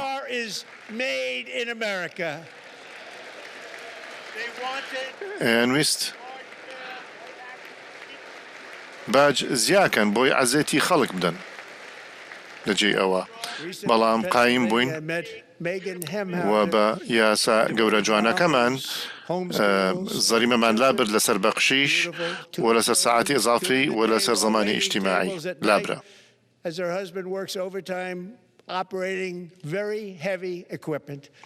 Megan is here this evening and she's happy to tell you that she is so much richer because no tax on tips, no tax on overtime. فائدة لسر أوتومبيل كم من كردواني بس بشرتي أويك أبي أوتومبيلك لنا أمريكا دروس كرابت. Just for the year, cutting her tax bill in more than half. لما ويخيرا لبنسلفانيا ميغن هم هازرم بيني دایکێک کە خۆی تەرخان کردووە بۆ ئەوەی کە لە ماڵەوە مناڵەکانی فێری مەکتەب بکات بە ڕۆژ کە بە ڕۆژ لە مەتعامی ئیشەکات و مێردەکەی ساعاتی زیاتر ئیشەکات و لەبەی کرێکاری بە مەکینەی گەوراکە مێگەن ئەمڕۆ لێرێ لەگەڵمانە و زۆر پێ خۆشحاڵە کە بۆتان باسکە کە چەند دەوڵەمەندتر بووە ئەمڕۆ چونکە بەو زەریبانە کە لابراوە لەسەر بەخشیش و لەسەر ساعاتی ئەزافی و پاری بۆ ئەگەڕێتەوانێ چونکە مناڵی هەیە لە ژمارەیەک سپاس بۆ کۆماریەکان ساڵی $5,000 بەس بۆ ئەم ساڵ زیاکات کە زەریبە و باجمان کردووە بە نیوەی جاران. مێگەن بەبێ زەحمەت هەستە سەر پێ شەڕ بۆ تۆکەین. سپاس مێگەن. Donated $6 billion, $250 million to fund the Trump accounts for 25 million American باوکی وەکو مێگەن ئەتوانن حسابات بکەنەوانێ بەجێ ناوی ترامپ حساباتی ئیستثماری ترامپ من خۆم ناوم نەنا ئەوە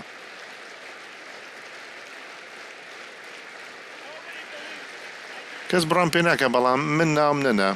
پیاوێکی زۆر باڵا بەرز ناوی ناوتە لێ لە ڕێزی سێ هەمە دانیشتووە ئەو ناوی نابنای منەوانێ كايكي برز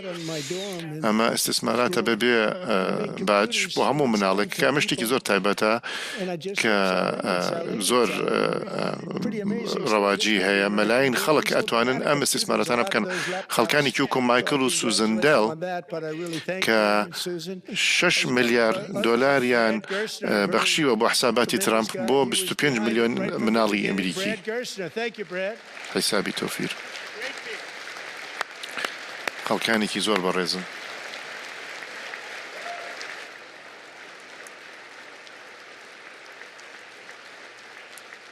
So with modest additional contributions, مايكل لمبسي هم باريو چون پیا کردووە وتی لە کولیە بۆم و کۆمپیوتەرم دروستە کرد و ئەم فرۆش بە خەڵک بەڵام هەر بەردەوام بووم هەر کۆمپیوتەرم دروستە کرد و چیرۆکێکی زۆر عجایبە ئەمە پێوترێ چیرۆکی سەرکەوتنی ئەمریکی سەرکەوتوی ئەمریکی ئەمە کۆمپیوتەری لاپتۆپ و زۆر سپاسی خۆی و خێزانەکەی ئەەکەم خەڵکانی وەکو حتە براد گەرسنەریش كإنسانك زور برز أو لبشتي أم إيشا وبو زور سباس براد. So proud of the people that got it started. And now it's just taken off. One of the primary reasons for our country's stunning economic turnaround, the biggest in history, where the Dow Jones broke 50,000 4 years ahead of schedule, and the S&P hit 7,000. تبرع تطوعي هيك كان أتوانا أو حساباتي إلا وأنا أتوانا ببيبا $100,000 أم حسابته وفريانا كابن بهجد صال شان زورة أو باريا كيك هيك نبو زيادة $100,000 كاجنا هجد صالي أم استثمار لمن الله كان معنا كيكين بدوار روجيان شو بو trumpaccounts.gov وزور خلق أما أكان أتشن مقايسان شكانو براستي كي أنزاني چي بيتو چون أبيت زور سربرزوشان ازم بو كساني كأوان كردوا ويكلا هو سركاكاني أويك باجبوني أبوري يكمين للجهانا داو جونز 50,000 تيبريوا نبرزبونه و اس ام بي گشتو تا 1000 نابوا بو چند سال بقاتا أوا ولقال جمارك من أم جمارك أنا شو $100 مليون مهنا بوي كداني شم صفقاتي أبوري بكم لسر لعيني أبوري ولسر لعيني أسايشي ولاتك هم يباجبو ولاتكاني ك دسيان أبرين وباي $100 مليون دسيان أبرين بشويكي خراب همو كسي أزانت شمال ليك حتى الديمقراطة كان بزي اعترافنا بلام نقل أوشا أم ولاتانا استدلين خوشا ويمش ظلمان خوشا ريكوتن ما نقلها كردن وجيب جمع كرد بقى جاران بارا بيانا كان بلام إما بارا تشاك بياكين إستا حلاوسان كان بوتاوانيا وأوي كباسي كان أوي كدونالد ترامب شون قساكي راست بو وأو كساني كباري أبوري جايزي نوبل بردوانيا غلط بون وبيش شوار روج لدرجاي بالاوانيا حكمك درا مداخوانيا أو حكمة باجنبو بلام أوي باشا كهمو ولاتان كأنوي أو ركوتنا راجرن ككرديانا لريسكاتوا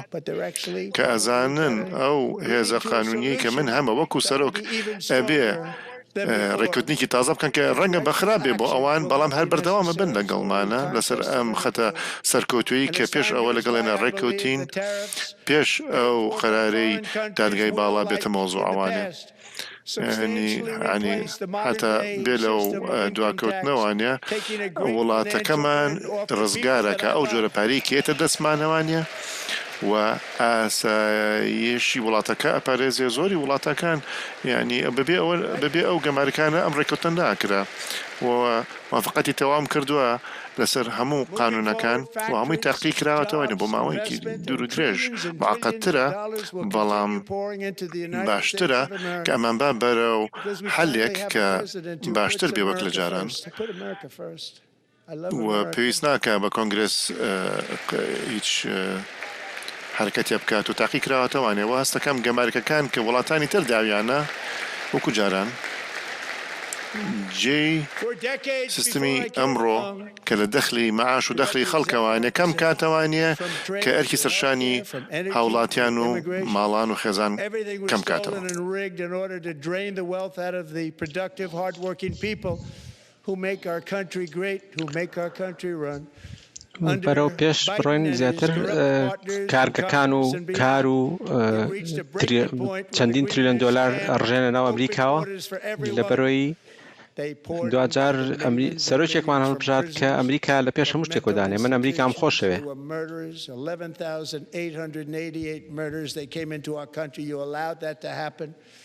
And record-setting inflation that cost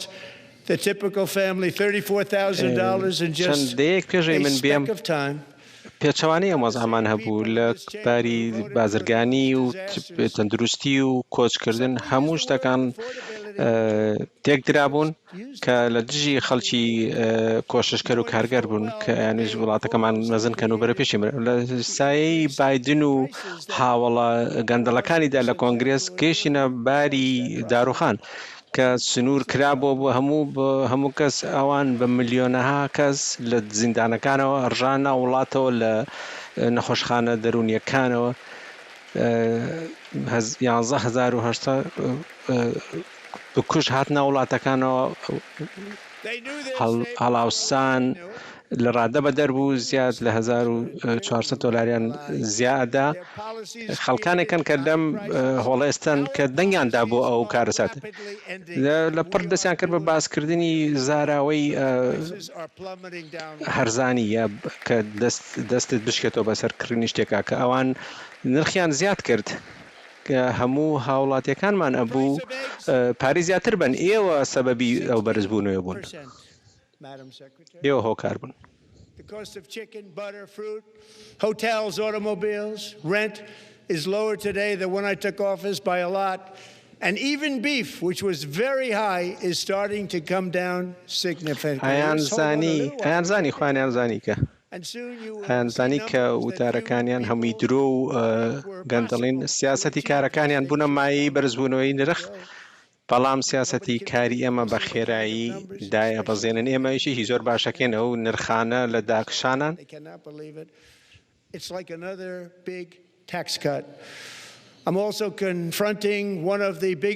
نرخی هێلکە ئێستا دابەزیوە بە ڕێژەی 60%. نرخی مریشک و کەرە و تێل و ئۆتۆمبیل و ئێستا زۆر زیاتر دابەزیون لە چاو کاتی کە من هاتمە سەر حکم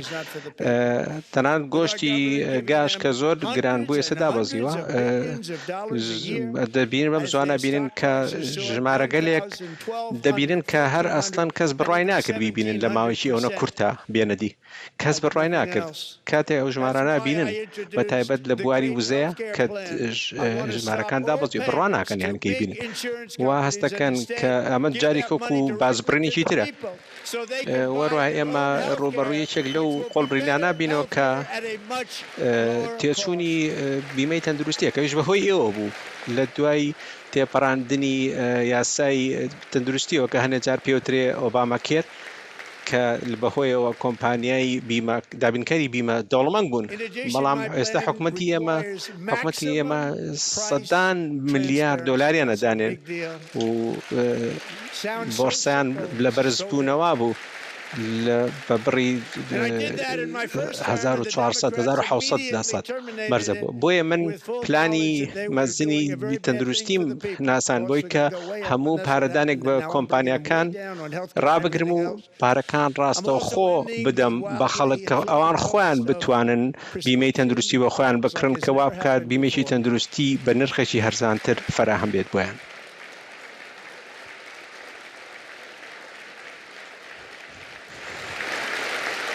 Other presidents tried to do it,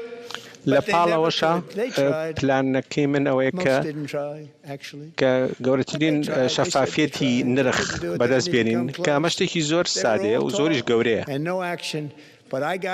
ئەمەشم لە دەوری یەکەمی ئیدارەکەما کرد و دیموکراتەکان دەستبەجێ کۆتاییان پێهێنا نرخەکان بەرزە بوونەوە بەڵام من ئێستا نرخەکان دابەزێنم لە باری تەندروستی و شتەکانی تریشە و هەروە کۆتاییش هێنم بە پارەی تێچووی ئەو دەرمانانی کە بەڕەچێتە هەنووسرێن کە پێشتر ئەمە نەکراوە نرخەکان دابەزێنن.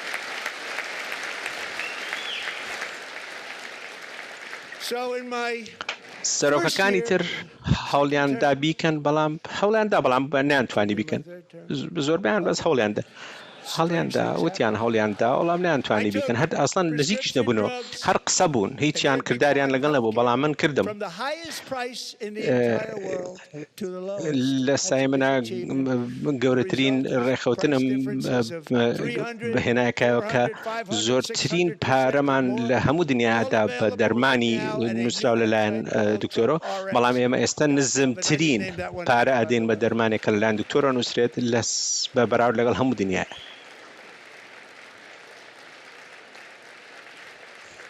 And here tonight is the very first customer ever to get that big discount, and it is big. Catherine Rayner. For 5 years, هاقا سێم ئیدارەم بێ سێهم دەورم بێشتی سیر و سەمەە ڕویانە من دەرمانی نووسراو لەلایەن دکتۆرەوە و بەشێکی گەورەی بیمەی تەندروستیەوە لە بەرزترین نرخەکانی دنیاوە هێنامە نزمترین ئەمە دەستکەوتێکی گەورەیە ئەنجامەکە ئەوەیە کە جیاوازی نرخەکان لە 300 400 500 دابەزی ئێستا هەمیان لە وێبسایتی trumpRx.gov هەن بالمناسبە ئەوەش من خۆم ناوم نەنابوو ئەو وێبسایتە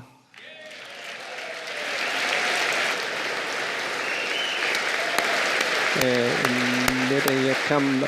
مەحمیلمان کە لێرە یەکەم داشکانی بۆ کرا کاترین ڕێنەرە کە بۆ ماوەی 5 ساڵ خۆی و هاوسەرەکەی کێشیانە بوو لە مناڵ نەبوونە بەهۆی منداڵی شوشەیەوە دەرمانێک کە $4,000 لەسەر کاترین بەڵام لە چەند هەفتەیەکی ڕابردووە چۆت وێبسایتەکەی trumpRx.com ئەو دەرمانەی کە پێشتر بە $4,000 بوو بە کەمتر لە $500 کڕی کە نزیکەی $3,500 کەمترە کاترین ئێمە هەمومان دوعاو بۆکەین و ئەزانین کە دایکیشی باش لێ دەرەچێت Energy demand from AI data centers could unfairly drive up their electric utility bills. Tonight, I'm pleased to announce that I have negotiated the new Ratepayer Protection Pledge. You know what that is? We're telling the major tech companies that they have the obligation to provide for their own power needs. They can build their own power plants as part of their factory. بەسەندترین بەرنامەی هینم بکەن وڵاتەکەم بکەنە یاسا بۆ زەحمەتە بێ بۆی کەسێک لە دوای منەوەیەت کە بێ لە دوای منەوە بێ بە نرخی دەرمان زیاد بکەین بە 700-800 کە جۆن ئەگەر پێتەکرێ بیکەنە یاسا زۆرێک لە خەڵکی ئەمریکا خەمی ئەو بڕی کارەبای کەدا سنتەری AI ژیری دەستکرد پێویستیانە بۆیە من دانوسانم کردو لەبارەی ڕادەی پێدانی کارەباوە کە بە کۆمپانیا گەورەکانە لێن کە ئەوان وابەستن بۆی کە خۆیان کارەبای خۆیان بەرهەم بێنن خۆیان وێستگەی بەرهەمهێنانی کارەبا بۆ شوێنەکانی خۆیان دروستکەن بۆی نرخی کارەبای خەڵکی تر زیاد نەکە لە شوێن کری کارەبا لە زۆر شوێن دائەبەزێت ئەمە استراتیژیەکی زۆر دانسخەیە پێشتر لە وڵاتە بەکار نەهێنراوە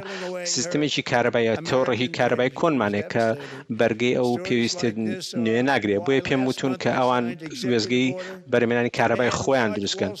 ئەمە ژواکە کە کۆمپانیەکان بتوانن خۆیان کارەبا بۆ خۆیان بەرهەمبێنن لە هەمان کاتیشا کارەبا بۆ خەڵک دابەزێت و بڕەکەشی زۆرە بێ زۆرێک لە شار و شارۆچکەکان شتی باشە بینن لە چەند ساڵی داهاتووە شتی باشە بین کە هیچترە لە پایەکانی خەونی ئەمریکیش زیادبوونی بڕی خاوەندارێتی خانووە کە خانووەکمان لەگەڵای کە دایکی دوو مناڵە کە ویستی پارەی دانی با بڵێن عەرزی کردو بۆی 20 خانوو بکرێ بەڵام نەیدۆڕانەبی ئەخیرەن بە خەڵکانێک هاتبوون بە کاش پارەکانیانە کڕی و نوێیانە کردو بە فرۆشتن بۆی ئەو خەونەی ئەمریکیەکان بێ نهێڵن بۆیە مانگی ڕابردوو من یاسایەکەم دەرکرد بۆی کە ڕێگری بکەم لەو کۆمپانیانەی وەڵستریت کە ئەو خانوانە بە کۆ بکڕن خانووی تاکە خانووی خێزانی کە بیان کردن بە دەستەوە بۆ نۆژنکردنەوە و فرۆشتنەوە بە نرخی گرانتر ئێستا داوا لە کۆنگرێسەکەم کە ئەو مەناکردە بکەن بە دائیمی بۆی خەڵک سوودی لێبین. ئەمانەوەی خەڵک خێزانەکان خانووکان بکردنە کۆمپانیا گەورەکان بۆی بیکردن و بیفرۆشتنەوە. پیرۆزت بێت تۆ خانۆکە دەستەکەوێت و Yet half of all of working Americans still do not have access to a retirement plan with matching contributions from ئاسانکاری بکەین بۆ ئەمریکیەکان بۆی کە پارە پاشەکەوت بکەن بۆ خانەنشینی بەنامەی سۆشەل سیکیوریتی و مێدیکێر کە ئەوانە پارێزراو نەبوون بۆ ئەمریکیەکان. ئێمە بەردەمی پارێزین بیمەی کۆمەڵایەتی و هەروەها بیمەی تەندروستی کە دوو بەرنامەی حکومی. لەو کاتێک کە من هاتوومەتە سەر حکم بەرنامەی پاشەکەوتی خانەنشینی بە بڕێکی زۆر بەرز بۆتەوە. ملیۆنەها خەڵک بەهۆی ئەوەی کە بازاری بۆرسا زۆر بەرز بۆتەوە بۆیە ئەو هەژماری 400ەکە زۆر کشان. ئەو کەسانی کە پێشتر نیانەتوانی هەژماری پاشەکەوتیان هەبێ و هەروەها ئەو بەشداری کە خاوەنکارەکانی شەنێکە، بەڵام ئیدارەکەی ئێمە توانی یارمەتی ئەو خەڵکانە بدات کە وڵاتەکەمانیان دروست کردو کە بتوانن هەمان ئەو هەژماری پاشەکەوتی خاننشینیان هەبێت و لە پاڵیش ئێمە تا بڕی $1000 هاوتایەکین و ئیزافێکین بۆ دڵنیابینەوەی کە هەموو ئەمریکیەکان سوودمەند بن لە بەرزبوونەی بازاری بۆرسا. بۆیە داوا لە ئەندامانی کۆنگرێز نەتوان بەشێکی گەندەڵکارانە سوود ببینن لەو بەرزبوونەوەی و قازانج بۆ خۆیان بکەن. I wasn't sure if anybody even on this side was going to applaud for that. I'm very impressed. Thank you. I'm very impressed. But when it comes to the corruption that is plundering, it's plundering America. There's been no more example than Minnesota. نانسي بلوسي قال لي ربع على ساعة قمانم هي یاسای دەستڕاگەیشتن بە بازرگانیکردن لە بۆرسای نهێنی دەرک بکەن. This is the kind of corruption that shreds the fabric of a nation, and we are working on it like you wouldn't believe. So tonight, although started 4 months ago, تصورم ناکرد کەس لەم لای ژوورەکەەوە چاپڕە لێبن بە ئەو بڕیارە. خۆشحاڵم کاتێکینە سەر مەسەلەی گەندەڵی کە جیرفانی ئەمریکای بڕیوە. نمونەیەکی دیارمانەیە لە مینێسۆدا کە ئەندامانی جڤاچی سۆماڵی کە نزیکەی $90 میلیارد لە باشدەرانی ئەمریکی بردووە. لە ڕاستیە ژمارەکە زۆر لەوە زیاترە و لە کالیفۆرنیا، ماسەچوسەتس و مین و زۆر ویلایەتی تر زۆر لەوە خراپترن. ئەمانە ئەو گەندەڵیانن کە واکەن کە نەسخی کۆمەڵایەتی تێک بدەن. بۆیە ئەم شەو هەر چەند 4 مانگەوە پێش دەستم پێکردەوە، بەڵام ئێستا بە شێوەیەکی فەرمی ڕای دەگەێنم کە شەڕ لە دژی گەندەڵی بەرپاکەین بە سەرۆکایەتی جێگری سەرۆک جێدی ڤانس. Brings us problems right here to the USA, and it is the American people who pay the price in higher medical bills, car insurance rates, rent, taxes, and perhaps most importantly, crime. We will take care of this problem. We're going to take care of this problem. We are not playing games. Delilah. Oh, گەندەڵیە بدۆزێتەوانێ میزانیە من چاکە بێتەوە. ئەو جۆرە پارەیە کە باسیەکەین کە هەتا توانێت میزانی وڵاتەکە چاکاتەوە. قەراسنە سۆمالەکانی کە ڕاوڕوتی خەڵکیان کرد کە ئەوانە شوێنی زۆر هەیە لە جیهان کە بێیاسایە، بێیاسایی شتێکی تەبیعیە لە ئەوان. ئەم کەلتورانە کە ئەهێنین بە وڵاتەکە لە ڕێی هیجرەتەوانێ کە شەرت و شوروتی لەسەر نەبێ، ئەو سێرێشانە ئەهێنێتە ناو ئەمریکاوانە و خەڵکی ئەمریکایان کە دانیشن باجی ئەوە ئەدەن بە بەرزبوونەوەی نرخی هەموو شتێک لە ژیانە، لە چ لە ئۆتۆمبیلە چ لە ژیانە و لەگەڵەوەشە بەرزبوونەوەی جەریمە لە وڵاتەکە. ئەم بزەمە هەمووی جێبەجێکن، هەمووی چاکەین. ئەمە She wouldn't even be able to eat again, but against all odds, she is now in the first grade learning to walk,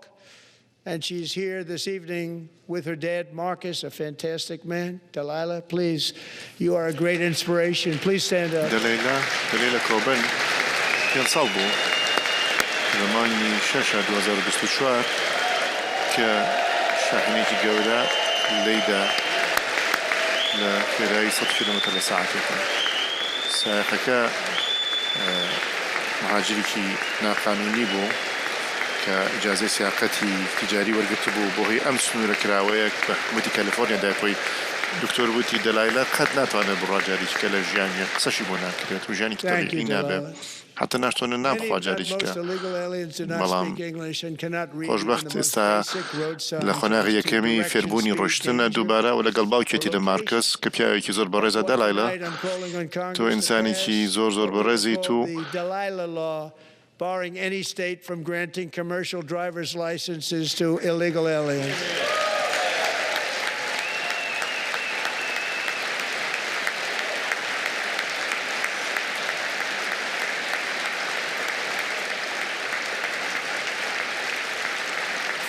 And yesterday, as you probably saw at the White House, I hosted a ceremony with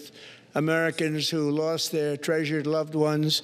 to the scourge of illegal immigration. زوري أواني كمهاجري ناقانونين زبان إنجليزيش نازانن وحتى إشارات مرورية النظام بخن وانيا بويا أمشو دواكم لكونغرس بياسايك تشريع كان كبناوينين ياساي دلائلة كهيج ولايتنا توانا إجازة سياقي تجاري بدان بهر كسيك كدانشتوين ناقانوني بالولاتك. Was supposed to perform in her town's Christmas parade, but she never arrived. Her mother, Jacqueline, went home to look for her, and she found her lying dead in a bathtub, bleeding profusely after being stabbed. كوتون بينيتان لكوشكيس بي ميوانداري أمريكا كان مكرد كخوشويستانيان لجان شون بخوي دسي أو كسا مهاجرنا سايكاني كبدسي أوان كجران شون كاسنورا كان مانكرا أبو أما دايكو باوكا فريشتا كانن كبو داها صال حكومتك من خيانتي عن لي كردن وإهمالي أنا كردن كسكاري أم خلقاني كذريرين هنا 2023 تلبي كي ثانوي ناوي إليزابيث مدينة أبايا لأهنجي ميلاد المسيح دايشي قرابة دوايا لا شكي دوزيو لنا وحمامك خيني درابو دوایی که بچه قو کجرابو 25 جار چقوی لدرابو لیزبث کشتارکی یکیک درشو که مهاجری که نایسایی بو که هتوا مالکا وانیا او جانا جوانا جوناکترین کس اندامی خزانکی بوشی و عنیفه کشت دایک دلشکا و که امرو لگل مانا But indeed they would do it all over again if they ever had وأخوي هاتنكي والله مكبو أوي كبوتشي أم خلق مهاجر النايا سانا دركين بخيراتين شيء ودريانا كين دولاتك نمانة ولا The only thing standing between Americans and a wide open border right now is President Donald J. Trump and our great Republican patriots in Congress. Thank you. Thank you.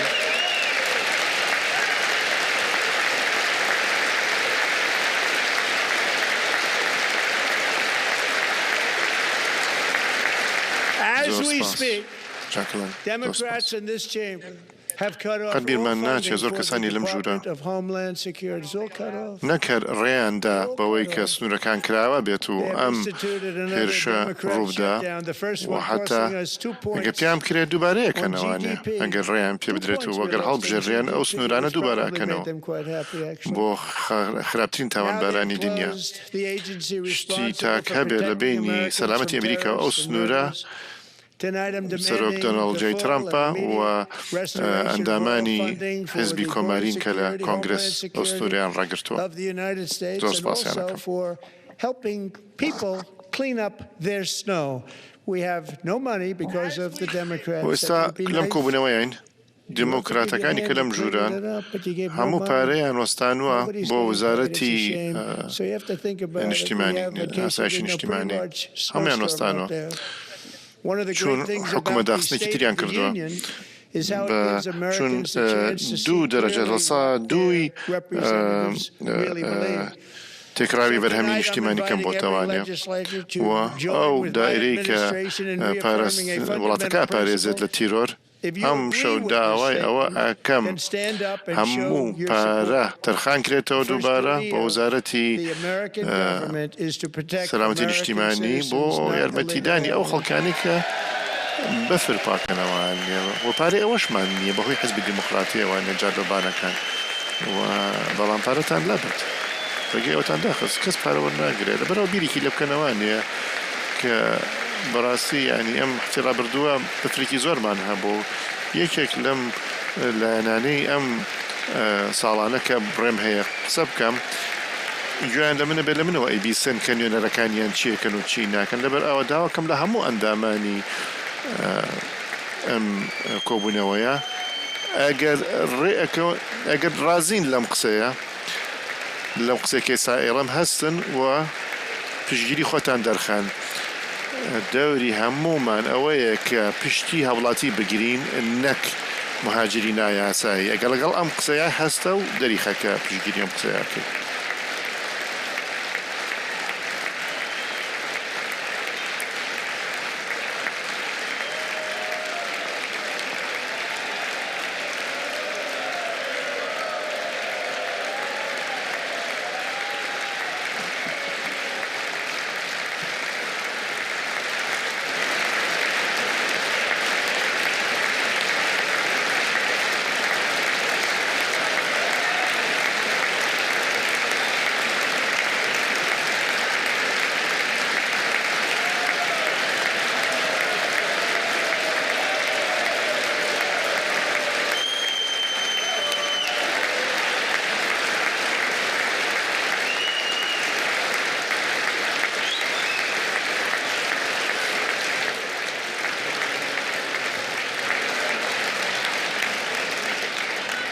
Isn't that a shame? You should be ashamed of yourself not standing up. You should be ashamed of yourself.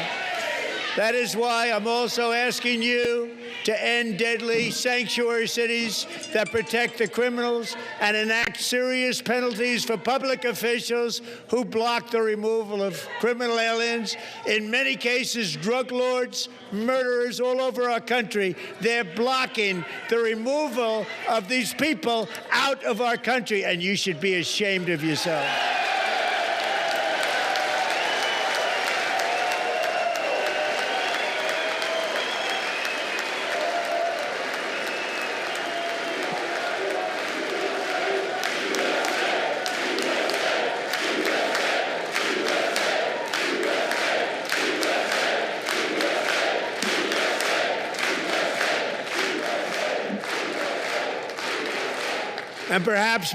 زۆر حاڵەتە ئەو خەڵکە پیا و کوشتنانێ و تەجاری مخادرات ڕێ ئەگرن لەوەی کە بتوانن ئەم خەڵکانە بە هەڵبژاردن دەرکرێن لە کورسیەکانیان ئەبێ حیاتان چێ هەمووتان. Who are unpermitted persons from voting in our sacred American elections. That cheating is rampant in our elections. It's rampant. It's very simple. All voters must show voter ID. ورنگا لهموی گرنگتر داوا ئەکەم لێتان کە موافقت کەن لەسەر قانونی ئەمریکای سەلامەتی ئەمریکا یاسایە. All voters must show proof of citizenship بۆی کە مهاجری نایاسایی بۆستین و خەڵکانی کەش کە خەڵکانێک کە ڕیان پێ نەدراوە کە دانەنیشن دەور ببینن لە دەنگدانە لە هەڵبژاردنە پیرۆزەکانمان چونکە غەشکردن زۆر بڵاوە زۆر شتەکە بەسیتە هەموو کەسێک کە دەنگ ئەدا بێ هەویە دەرخات. And this should be an easy one. And by the way, it's polling at 89%, including Democrats, 89%.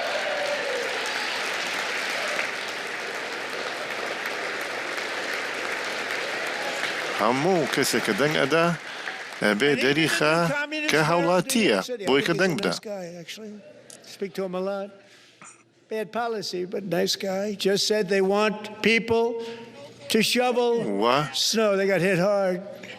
دەنگدان لە ڕێی بەری لەوانەیە کە هەمووی غشتی تیاکرا غێری ئەو کەسانی کە لە سەفەری ڕسمین و ئەوانەی کە لە سوپاییشەکەن و ئەبێ شتێکی ئاسان بێ چونکە لە 1970 شعبیەتی هەیە حتا خەڵکانی دیموکراتی لەگەڵ ئەو ڕێیان. Both Republicans and Democrats overwhelmingly agree on the policy that we just enunciated. And Congress should unite and this قائم شهر نيويورك كشيوعية كوري باشا بلام شيوعية على يعني خلقي بفر بدسي خوان دابن بفر بدسي خوان بلام اگر خود بخيتي بشيتا و ايشا عليه بدو شوي هوية در خيك دري خيك تو حولاتي تو بلام نانوي لا گەورەترین پیرۆستترین شت لە ئەمریکا کە دەنگدانە ئەڵێن با بە هەویە نەبێت و بە جمهوریش و دموکراتی هەردوو لەسەر ئەو ڕایە یەکگرتوون و کۆنگرس ئەبێ یەک بگرن ئەم قانونەی ئەم یاسایی کە فرێ وڵاتەکە ئەکەوێت و ئەبێ پێش هەموو شتێکی کە ئەوە تەشریع کرێت. That the only way they can get elected is to cheat, and we're going to stop it. We have to stop it, John.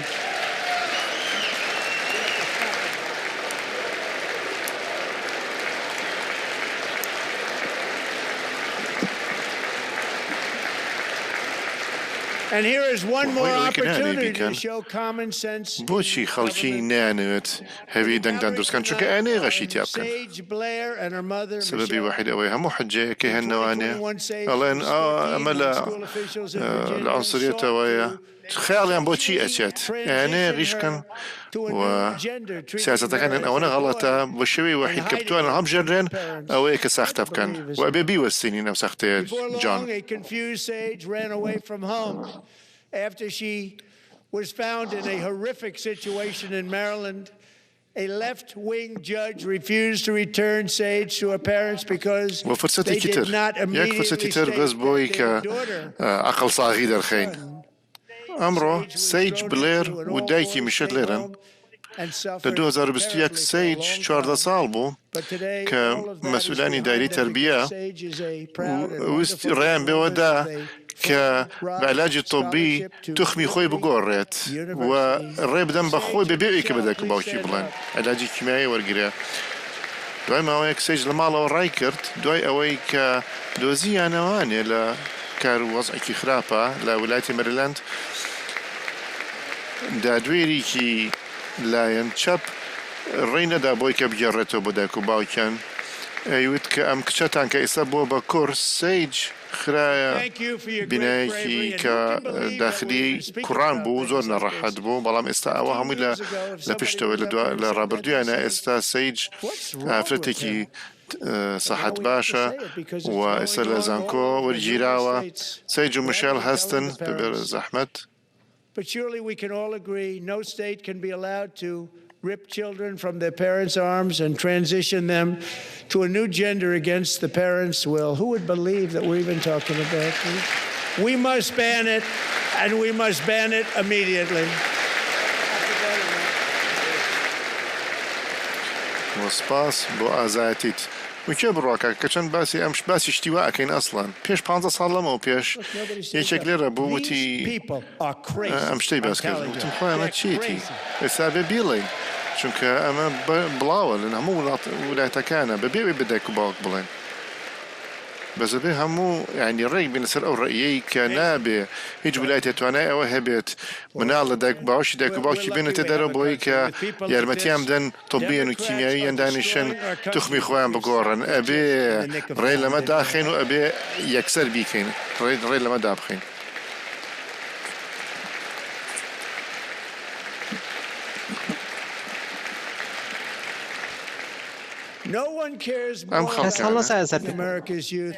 ئەم خەڵکانە سەریان لێ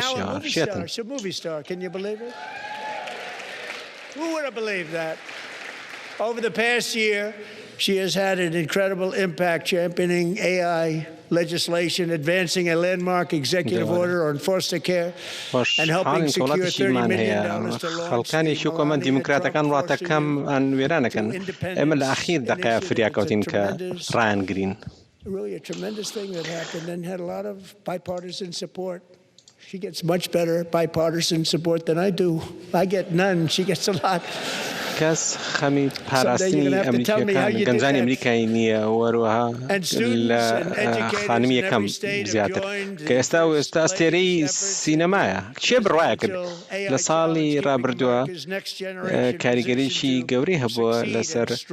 لەسەر دەرکردنی یاسا بۆ دەرکردنی یاسایەکی ئیداری بۆ پاراستنی دابینکردنی $30 ملیۆن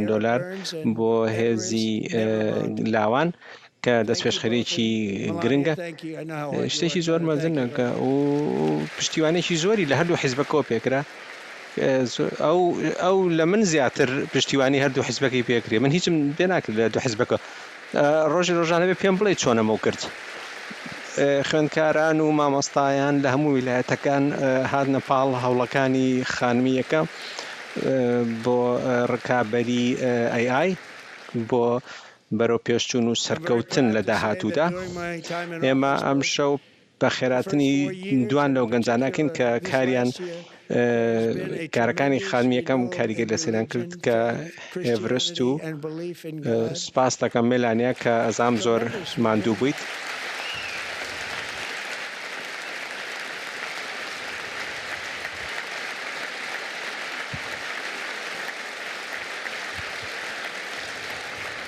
This is especially true among young people,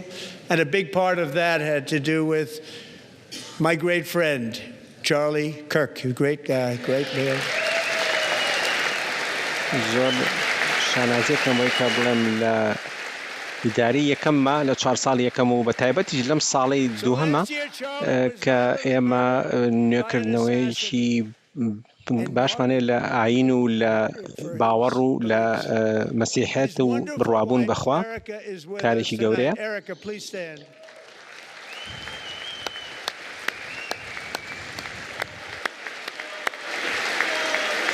ئەمەش بە تایبەت ناو گەنجانە دیارە و بەشێکی زۆریشی بەهۆی ئەوەیە کە ئەوەی هاوەڕی نزیکم چارلی کەرکەوە بوو. Thank you, Erica. Been through a lot. In Charlie's memory, we must all come together to reaffirm that America is one nation under God. شهید کرا بەهۆی باوەڕەکانیەوە هاوسەرە تایبەتەکەی کە ئەریکایە تکایە ئەریکا هەستە سەر پێ لەگەڵمانە ئەم شەو. We love religion. And we love bringing it back, and it's coming back at levels that nobody actually thought possible. It's really a beautiful thing to see. Above all, unleashing America's promise requires keeping our communities safe. We have made incredible strides, yet dangerous repeat offenders continue to be released by pro-crime Democrat politicians again and again. ئەمریکا یەک وڵاتین لە ژێرسای یەک خوایە و هەمومان لە دژی هەموو جۆرێکین لە توندوتیژی سیاسی لە هەر جۆرێک بێ.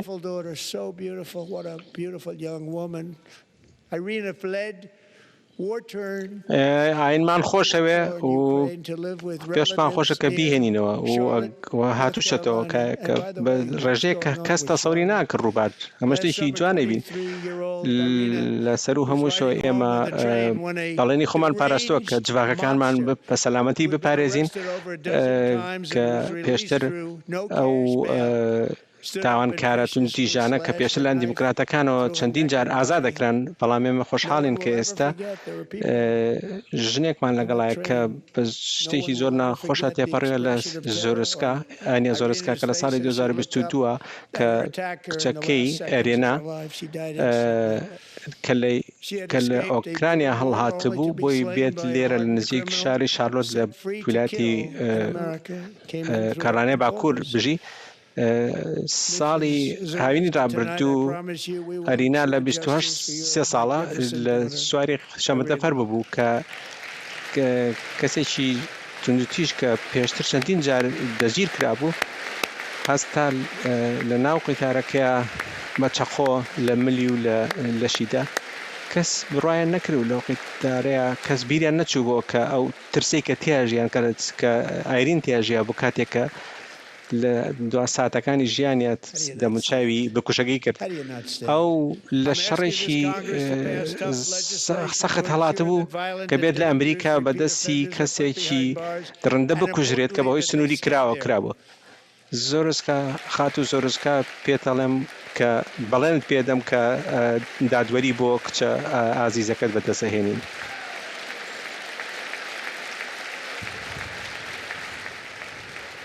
Starting last summer, I deployed our National Guard and federal law enforcement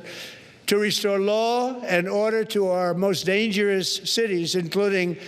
Memphis, Tennessee, big success, New Orleans, Louisiana, big success,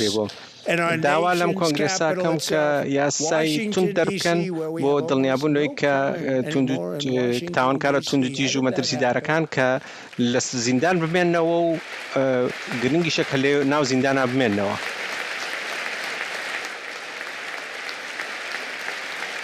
In fact, crime in Washington is now at the lowest level ever recorded, and murders in DC this January were down. هێزن پارێزە نیشتیمانەکان و هێزی سەپاندنی یاسای فیدرالیمان نات بۆ گێڕانەوەی یاسا و نیزام لە شارەکان کە لەوانە مێمفس و کە لە ویلایەتی تێنەسی بوو کە سەرکەوتنیشی مەزن بوو نیو ئۆرلینز لە ویلایەتی لویزیانا سەرکەوتووەرە پایتەختەکەمان کە واشنگتن دی سی کە ئێستا لە واشنگتن دی سی تا ڕادێکار تاوانمان هەر نییە ئەمەمان چۆن کرد. Was 20-year-old West Virginia Army National Guard Specialist Sarah Beckstrom. After a 4-month deployment, تاوان لە واشنگتن ئێستا لە نزمترین ئاستەکانیەتی لە هەموو کاتانی کە تۆمەر کراوە ئەم مانگی یەکەی ڕابردوو ژمارەی کوژران نزیکەی لە 100% بە بەراورد بە ساڵی ڕابردوو دابەزیەوە. Near the White House when she was ambushed and shot in the head by a terrorist monster from Afghanistan, shouldn't have been in our country, and all because she wore the uniform of our nation. خەڵکانێکی نەخۆشن یەکێک لە ئەندامە ئازاکانی سوپاکەتوانی ئەمە بەدەستبێنێ ئەندامێکی سوپای نیشتیمانی بوو ناوی سارا بێکەرمان بوو کە 20 ساڵە لە دوای 4 مانگ لە کارکردن خۆی خۆبەخشانە بێت کار بکە خەریب و ڕوتبەشی بەرزەکرایەوە لەبەری کارێکی باشی کرد بەڵام ڕۆژی دواتر کە بە دەورێ دەرچوو لە نزیک کۆشکی سپی کەوتە بۆ سەیەکەوە و فیشەکەنرا بە سەریەوە لە ئەنتیرۆریستێکی ئەفغانیەوە کە نابوو لە وڵاتەکەمان لێ تەنها لە بەرەوەی کە بەرجی سەربازی وڵاتەکەمانی لە بەراورد تەقەی لێکرا ئەو هاتبوو بۆ ئێرە لە بەرەوەی ئەو کەسە هاتوو بێرە نێویست حەزی ناکرد خەڵکانێک ببینێت کە جلی سەربازی وڵاتەکەمان لێکرایان نەخۆش بوو سارا بێکسرمەن کوژرا لەبەری بەرگری لە پایتەختەکەمان کرد و ئێمە شانازیەکەین بە کە دایک و باوکی گاری و ئیڤلی لێرن کچەکەتان نیشتیمان پەروەریشی مەزنی ئەمریکی بوو و کەسێکی زۆر مەزن بوو راپۆرتی زۆر باشم لەبارەوە بینی شتیوان پێشتر نەدی بوو لە کەس. The two of them, Sarah and Andrew, both shot violently in the head. Neither was expected to make it. They weren't even given a chance, except his wonderful mother, named Melody, who I spoke to the same night. And she was so positive. The doctors thought that Andrew was gone, but his mother said, no, Mr. President, Andrew will be fine. He's going to make it. No chance. لەگەڵ سارایە ئەو ڕۆژە عریفێک بوو کە ئەویش دیسانەوە تەقەی لێکرا و کەس دەستبڕای ناکرد بژی سارا و ئەندروو هەردووچیان تەقیان لێکرا ئەو ڕۆژە زۆر بەتونتیژانە نرایان بەسەریانەوە کەسیان چاوەڕێ ناکرا بژین تەنانەت هەر فرسەتیشان نەبوو بەڵام دایکە باشەکەی کە ناوی مەلەدیە کە هەمان شۆقسەم لەگەڵ کرد و زۆر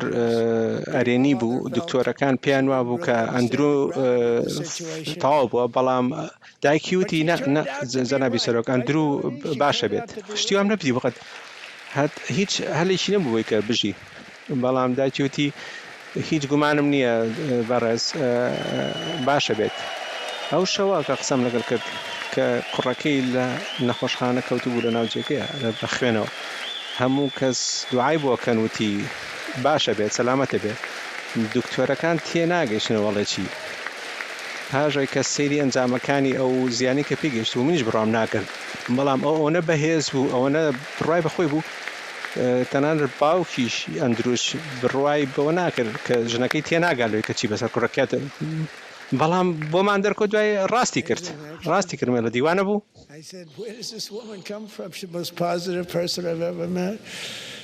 With God's help, Andrew has battled back from the edge of death, and we're talking about the edge of death, on his way to a miraculous recovery. He's got a little work to do, but he's doing great. Nice to see you. He's a good-looking guy. Nice to see you. Thanks, Andrew. Thank you very much.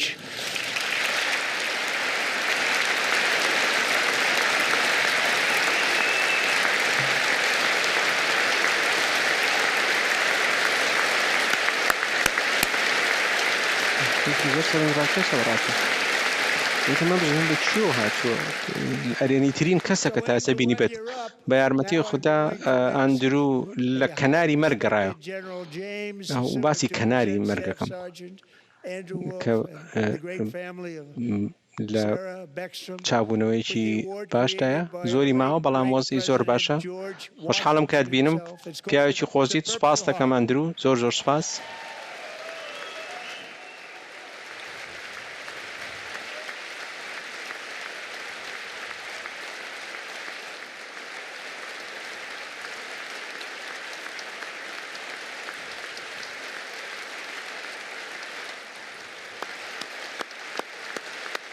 هەندرو کەوتەوە بە پێوەستاوی هەستە داوا لە جەنەڕاڵێکی زۆر بەڕێز دەکەم کە بە ئەندرو بە خێزانی سارەبرنگترم کە ئەو پاداش ئەو مەدالیان بنێ کە لەلایەن سەرۆک جۆرج واشنتنەوە دروستکرابوو کە مەدالیای دڵی مۆرە بۆ ئازادی بیبەخشێت. We love you all. Love you. We're proudly restoring safety for Americans at home, and we are also restoring security for Americans abroad. Our country has never been stronger. In my first 10 months, I ended 8 wars,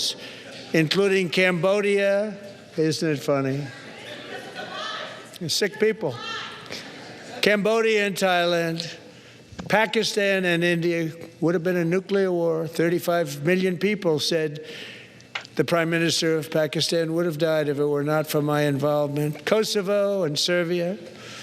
Israel and Iran, Egypt and Ethiopia, Armenia and Azerbaijan, the Congo and Rwanda, and of course the war in Gaza, which precedes and a very low level existed out there. And I want to thank وڵاتەکەمان تا ئێستا بەخەرێستا بەهێز نەبووە من لە دەمانگ یەکەمی دارەکەمە کۆتایی بە 8 شەڕ هێناش کەمبۆدیا لەوانە ماسێ ئێمانە نەخۆشن کەمبۆدیا و تایلەند پاکستان و هندستان هەبوو بە شەڕێکی ئەتۆمیە بوو 35 ملیۆن خەڵک سەرۆکوەزیرانی پاکستان تێگەرموو ئەمرێتن کۆسۆڤۆ و سەربیا ئیسرائیل و ئێران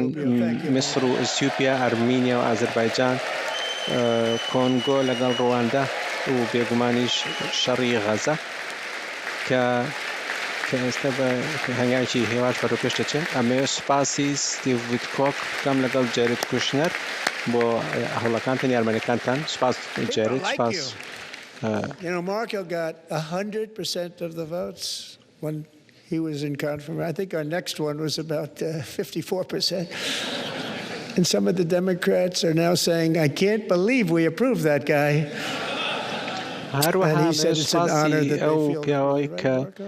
you have done a great job, great Secretary of State. I think he'll go down as the best. وزيري دروي أمريكا كم كي برزو تابت.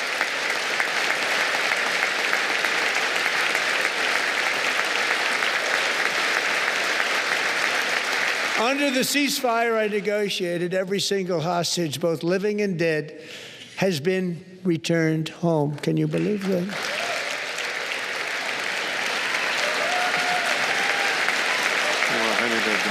كان استعلن بروانا كان اما بو شخص رازي بوين و جلت هز بشرفه كم كأون لدجم مستام وزيري كي دروي كي زور تابتي تورم بكم و دابن دلوار رجا كباشترين وزيري درو بيت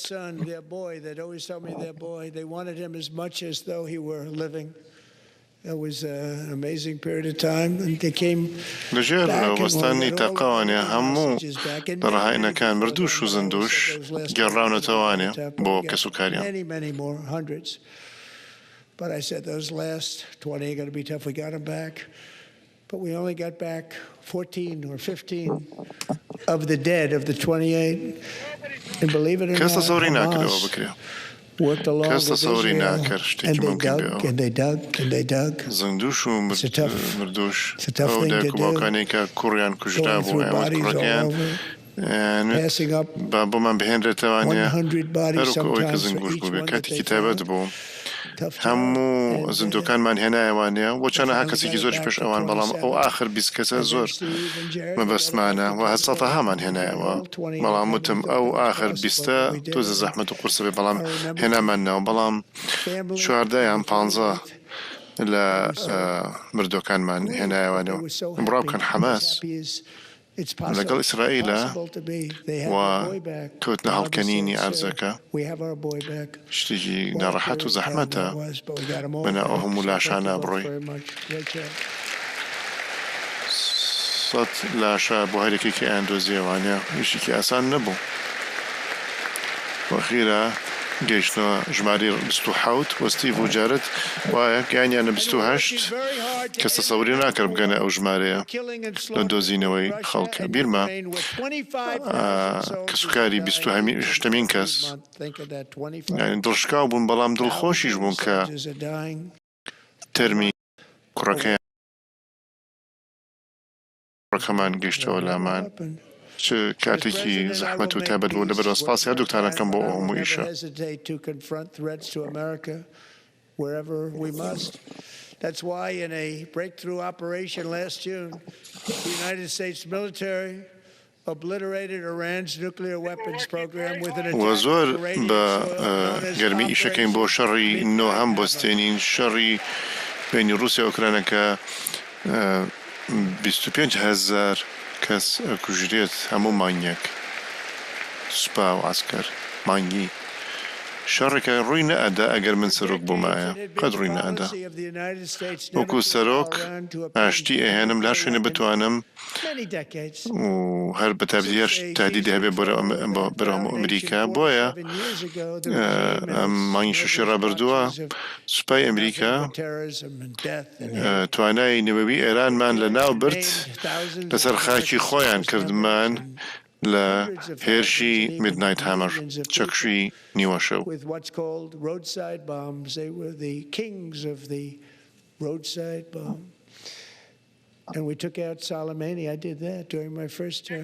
بۆ داها ساڵ سیاسەتی ئەمریکا بوو کە ڕێنەدەن بە ئێران کە سیلاحی نەوەوی دەستکەوێت داها ساڵ خەریک بوون لەوەتی هاتنە سەر حکم پێش 47 ساڵ حکوومەتی ئێران و دەسوپێوەنەکانیان لە ناوچەکە بغێری ڕق و کوشتنی چیکان نەکردووە هەزارەها لە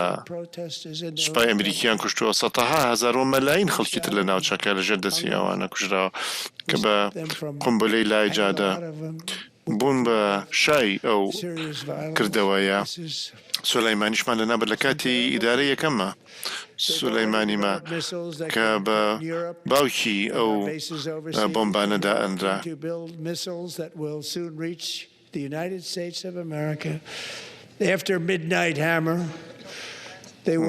لەم چەند مانگی ئەخیرە بە مزارەت خۆپیشاندانەکان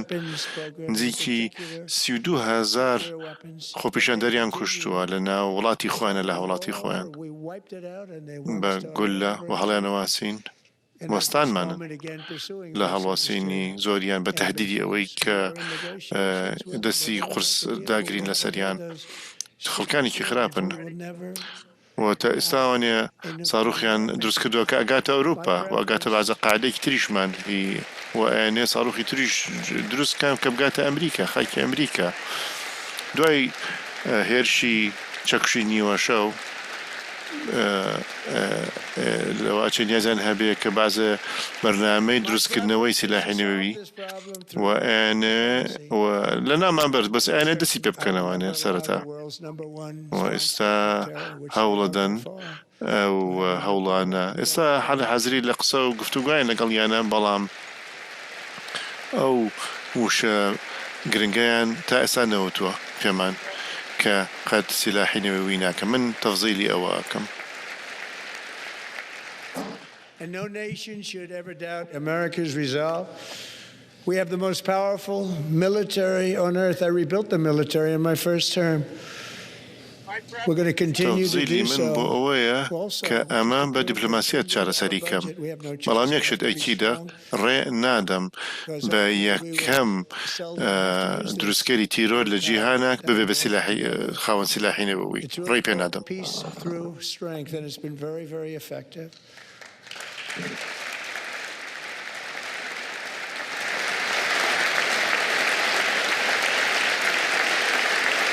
و هیچ وڵاتێک نابێ شک لە توانای ئەمریکا بکە بەهێزترین سوپامان هەیە لە هەموو دنیا من دروستم کردوانە لە یەکەم دەورەی سەرۆکیمە و هەر بەردەوامە بین لە بەهێزکردنی سوپای ئەمریکا و میزانیەی 1,000 ملیار تەرخانەکەین چونکە چارەسەر نییە بێ بەهێز بین و هیوادارین تا بتوانین کەم بەکاری بێنین پێی وترێ ئاشتی لە ڕێی هێزەوانێ و شتێکی زۆر زۆر strong request to pay 5% of GDP for military defense rather than the 2% which they weren't paying. We were paying for almost all of NATO. Now they're paying 5 as opposed to not paying. أو على زورة $1 ترخانكين لسوباي أمريكا و هەروەها ئیش و وەزیفەش دروستەکەین بەڵام ناکەین بۆ ئەو سەبەبە چونکە وەکو وتم ئیشمان زیاتر هەیە خەڵکمان زۆرمان هەیە خەڵکی ئیشەکەن و حتا ناتۆ و وڵاتانی هاوپەیمان و لە داواکاری زۆر قایمی منەوانەیە کە لە سا 5 بودجێ وڵاتەکانیان بۆ سوپای وڵاتی خۆیان نەک سا 2 جاران بیکەم بە سا 5 ئێمە ئەو پارێمان ئەدا ئێستا قەراریان داوە کە پارە تەرخانکەم بۆی کە سوپای خۆیان بینا بکەن و دروستکەن.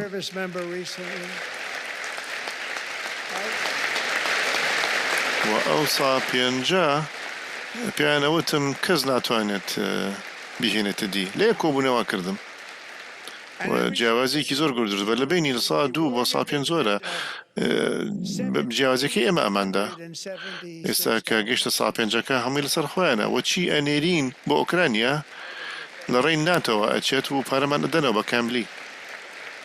بە کاملی پارەمان ئەدانەوانێت لە هەموو بەشەکانی سوپای ئەمریکا گەشتونەتە ژمارەی قیاسی بۆ ڕاکێشانی تەجنید بۆ سوپا و هێزەکانمان. And I said, what's the number? $1,775. I said, wait a minute, for $1 more we can have $1,776. سوپای ئەمریکا $1,776 وەرگرت دیاری. And I said, that's good. And I'll tell you what, our military, that was 4 months ago, our military, I never see a person in the military that doesn't thank me for it. So we're honored to do it. They deserve it. ئەمە هەمووی لە گەمارێکەوە هاتبوو بێ بەرنامەیە تۆزێک فراوانتریشی کەین بەڵام ئەو پارەیەمان هێنا وەرێکی $1,776مان داپیان وتیان ژمارەکە چییە 1,775 وتم بۆ $1 ئەتوانین 1,776 بێت کەم داوام لە کەسم نەپرسی بۆ ئەگەر ئەتوانین یانە وتمە بە $1 بخێنە سەر وتم باشە و سوپای ئێمە بەڕاستی پێش 4 مانگ لەمە پێش بوو ینی کەسم نەدیوە لە سوپا کە نابێنم و سپاسم نەکەن بۆ ئەو دیاریە هەموو مستەحقن 1976 ژمارەیەکی جوان بوو و زۆرمان خۆشەوێن و ئەوانیش و پۆلیس و شورتە و کارمەندانی ئیتفا و دیفاع مەدەنی بەشی خۆیان سپاس ناکرێن. And I declared illicit fentanyl as a weapon of mass destruction. هەروەها ئاسایشی ئەمریکا و هێزی ئەمریکا پتەوەکەین لە ناوچەی ڕۆژئاوای جیهان و ئەمانە دەری خین کە وڵاتەکە پەریزین لە عنف و لە مادەی ڕۆژهەژبەر و لە تەدەخوری وڵاتانی تر لە ناوچەکەمان کە تایە ناوچەی سنووری زۆر گەورەی ناو مەکسیک چاوێخینە سەر کە ماوەیەکی زۆرە لە ژێر سەیترەی مافیاکانی مەکسیکن. بۆیە من ئێستا ناونیشانم کردوون کە ئەمانە دژمنی ئاسایشی وڵاتەکەمانن و دامان ناوە کە دەرمانی هۆشبەری فەنتەنۆل کە کوشندەیە بە سلاحی کۆمەڵکوژی دائەنین.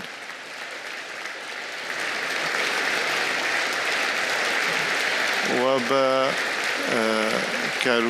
کاری سوپای فراوان کە کردومانە نزیکی کامی لە تەندامان خستووە چ لە ئاوی شۆ چ لە ڕێی خاکی شەوانی ڕێگەمان لێگرتووە و زەرێکی زۆر گەورەمان داوە لە هێز و توانای وڵاتانی دراوسەیە کە بۆ ماسی گرتن و چەنەها کەسێکی تایبەت و پلەبەرز لە مافیاکانە لە مانگی یەکە بەرچاوتان کەوت لە ئەخبارە. Look at Space Force. Space Force is my baby because we did that and my baby is becoming so important. لە مانگی یەکە هێزی تایبەتی ئەمریکی عملەتێکی زۆر تایبەتیان کرد هی سوپایی کە هێز و توانەمانی دەرخست. کەس شتی وای نەدیوە لە ڕابردووە سەرۆک وڵاتانی وڵاتی تر پێتان ناڵم کێ بوو بەڵام تەلەفۆنیان کردوتیان شتیوامان نەدیوە دەستخۆشیانێک هەموویان سەیریانە کرد چی ڕوویەدا لە بەرچاویانە. ئەمە هێزێکی ترە تایبەتە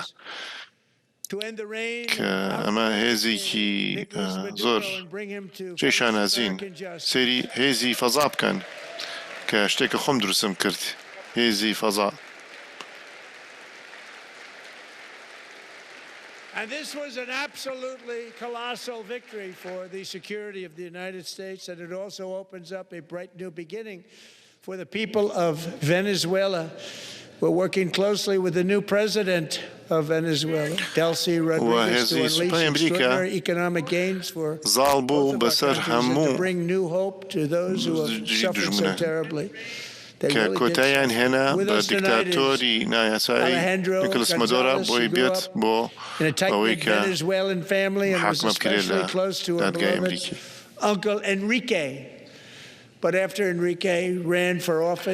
و ئەمە بەڕاستی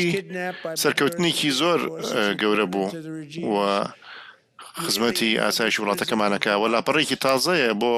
هاوڵاتیانی ڤەنەزوێلا کە ئیشەکەن لەگەڵ سەرۆکی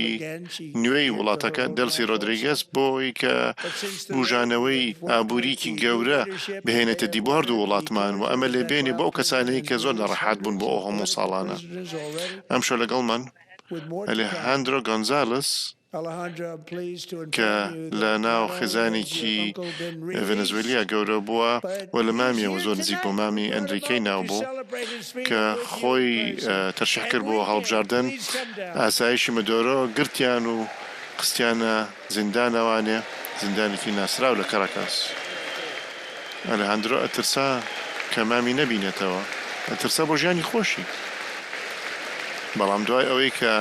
لامان برد مەدۆرۆ و سەرکرداتی تازە ئەو بەندینخانە ناشرینەیان داخست و هەزارەهای خەڵکانی بەندینی سیاسییان ئازاد کرد. ئەلێهاندرۆ حەزەکەم ئاگادارت کە نەک هەر مامیشت ئازاد کراوە ئەم شەو میوانمانە ئەنریکە فەرموو وەرە. Thank you, Enrique. Have a good time. Nice to have you back, Enrique. There were many heroes on that January raid to capture Maduro, really great heroes. It was very dangerous. They knew we were coming. They were all set. But the deeds of one warrior that night will live forever in the eternal chronicles of military valor. Chief Warrant Officer 5, Eric Slover, planned the mission and was the flight lead in the cockpit of the first helicopter, a big, beautiful, powerful helicopter. It was a massive Chinook, carrying, as you can imagine, many American warfighters. Wearing the dog tags, his wife Amy had blessed with holy water before he left.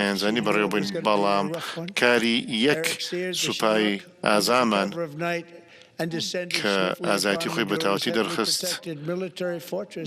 نائب ضابط إريك سلوفر پلانەکەی دانا و پێشی هەموو لە یەکەم هەلیکۆپتەرا بوو هەلیکۆپتەرێکی گەورەی بەهێزی جوان کە هەلیکۆپتەری شنووکە کە تایە چەندەها شارکەری تایبەتی ئەمریکی تیا بوو کە ملوانکەی عسکەری لە ملا بوو پێشەوەی دەرچێت خێزانەکەی بە ئاوی پیرۆز دوعای لەگەڵا نارد نیوە شەو هاتن و دابەزینە سەر شوێنەکەی کە خۆی تیا سەنگین کرد بوو سەرۆک مەدۆڕۆ پارێزرا و لە پشتی هەزارها عسکەری خۆی شاد بۆوانێ لەگەڵ تەکنۆلۆژیای ڕووسی و سینی خۆی پاراست بوو زۆر سەرکەوتوو نەبوون لە پاراستنی ئەو سەرۆکە کە تایە خۆیان ئامادە کرد بوو لەژێر دژی ڕەشاش و تاقا بنیشتنەوانێ بریندار بوو لە قاچیا گولە بە دوای گولە چوار گولەی بەرکە و قاچی شکان و زۆر برینداری کرد بەڵام لەگەڵ ئەوەشە بۆی سەرکەوتوو بن وتی گرنگترین شتی ئەوەی کە لێخوڕنی هەلیکۆپتەرە بۆی کە هێزە تایبەتەکە بگەن و بۆی کە مەدۆڕۆ بگرن ئەوەی لە خەیاڵیا بوو بەس ئەو سەرکەوتوو بێ لە ئیشەکەیە نێزانی خێنی لێ ئەچوو نێزانی نەزیفێکی گەورەی هەبوو ڕەشاشەکان ڕوویان لێ بوو ئێرێک هەلیکۆپتەرەکەی جوڵان ڕووی کردە ڕەشاشەکان و تاقەکەرەکانی خۆی کردە ڕووی ئەو ڕەشاشە و لە ناوی بردن بەو حرەکەتە ڕزگاری هەموو پیاوەکانی سەر هەلیکۆپتەرەکەی کرد کە احتیمال بوو بکەوتناتە خوارەوانە لە ناو دژمنانە دوای ئەوەی کە نیشتەوانە بە سەلامەتی و هەموو هێزی تایبەتی دابەزان لە شوێنی خۆی کە مەبەست بوو کە زۆر گرنگ بوو بۆ سەرکەوتۆی یان بە سەلامەتی ئیشەکەیان کرد بە تایارچی دووهەمی وت کە ئەویش بریندار بوو بەڵام بەقەدەر ئەم بریندار نەبوو وتی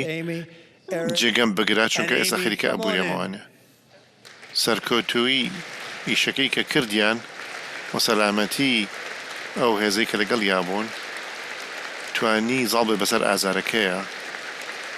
و تەسەوڕ ناکەن چی بەسەر قاچیا هاتووە لەو گولانەی کە بەری کەوتووە و هەر بەردەوام بوو لە فرینی هەلیکۆپتەرەکە و نیشتەوانێ بە شێوەیەکی مەزبوط کەس نەیەزانی لە پشتەوانێ ئەو تووشی چی بووە و چییە کات هەر بینیە عەرزەکەی خوێنی تیا هاتە خوارەوانێ نایب زابەت سلۆڤرنس ئێستا هێشتا خەریکی چابوونەوەیە بەڵام ئەم شەو لێرەیە لەگەڵ خێزانەکەیە ئێمی ئێرک و ئێمی فەرموون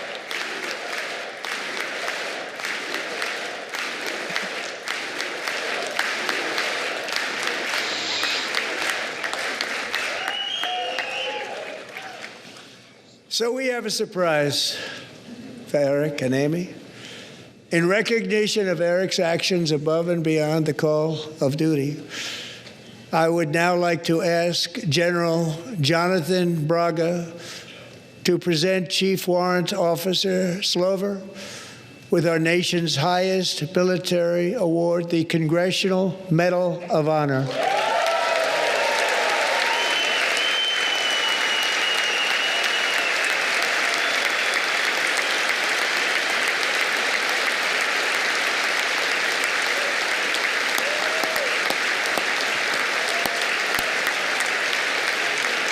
سوپرایزتانێ دەکەن ئێریک و ئەیمی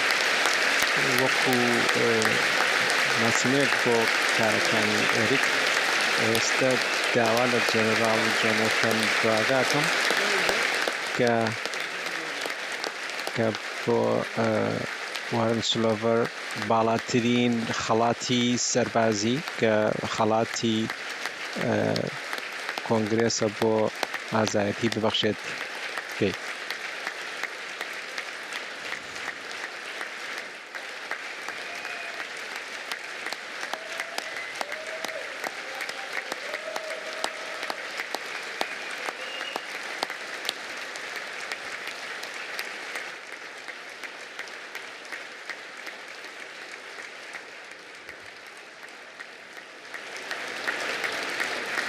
Well, thank you very much, Eric and Amy. Great to get to know you. I met with them and with a lot of their fellow warriors at Fort Bragg recently. You notice the name Fort Bragg. We have it back. We brought it back. We won the First World War with it, the Second World War with it, and then they decided to change the name.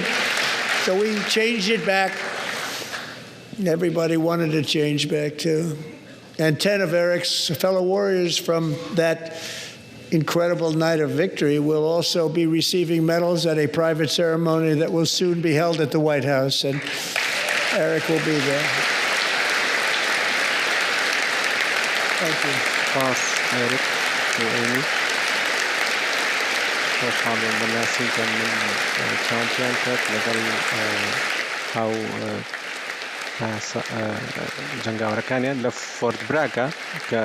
بینی من کە جەنگی یەکەمی جیهانی دووەم و جەنگی جیهانی دووەمان بۆ هێوە بردووە بەڵام دوای بڕیارەدا ناوەکەی بگۆڕن بەڵام ئێمە ناوەکەیمان گۆڕیەوە هەمویان خەڵک هەمووی ویست ناوەکەی بگەڕێتەوە بۆ ناوگەی خۆی هەندێک لەو جەنگاوەرانەی تر کە دەو شەوە مەزنەی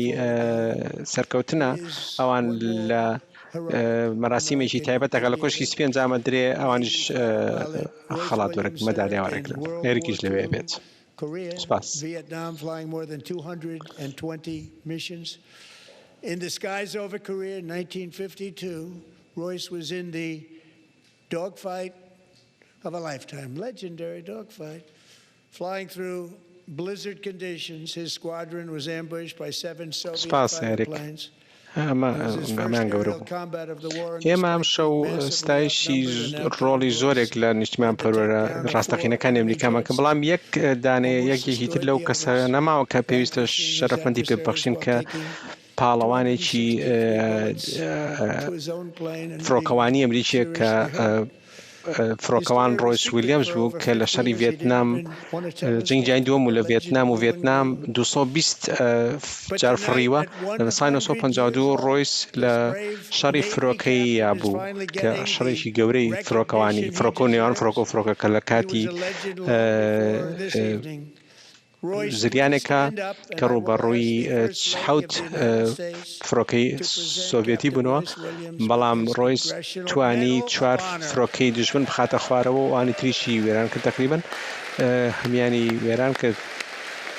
263 فیشک بەر فڕۆکەکەی کەوت و خۆشی زیانی پێکرد چیرۆکەی ئەو بەنهێنی مایە و مای 50 ساڵ و پێشی ناوتین و ناوبانگی و هەتا هات زیاد و گەورەتر و گەورەتر و بەڵام ئێستا کە ئەو تەمەنی 100 ساڵە ئەو ڕائیدە فرۆکەوانیە ئێستا ئەو خەڵاتی پێ دێکە شایەتی ڕۆیس تکایە هەستە سەر پێ و داوا لە خانمی یەکەمی ویلایەتە یەکگرتووەکانەکەم کە مەدالیای کۆنگرێس بۆ شەرەفمەندی ببەخشێت بە ڕۆیس.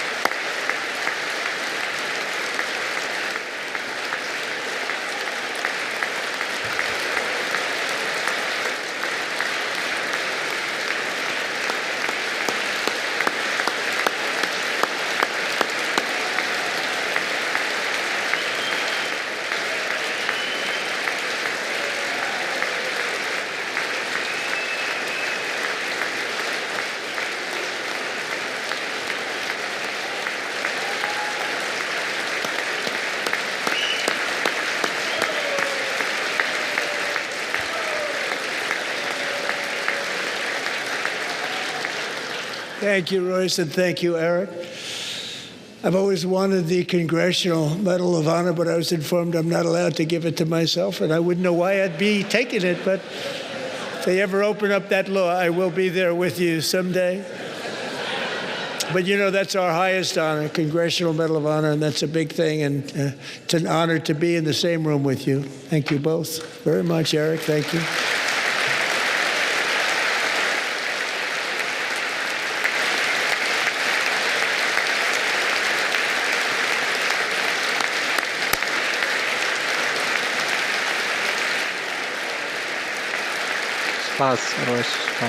Thank you.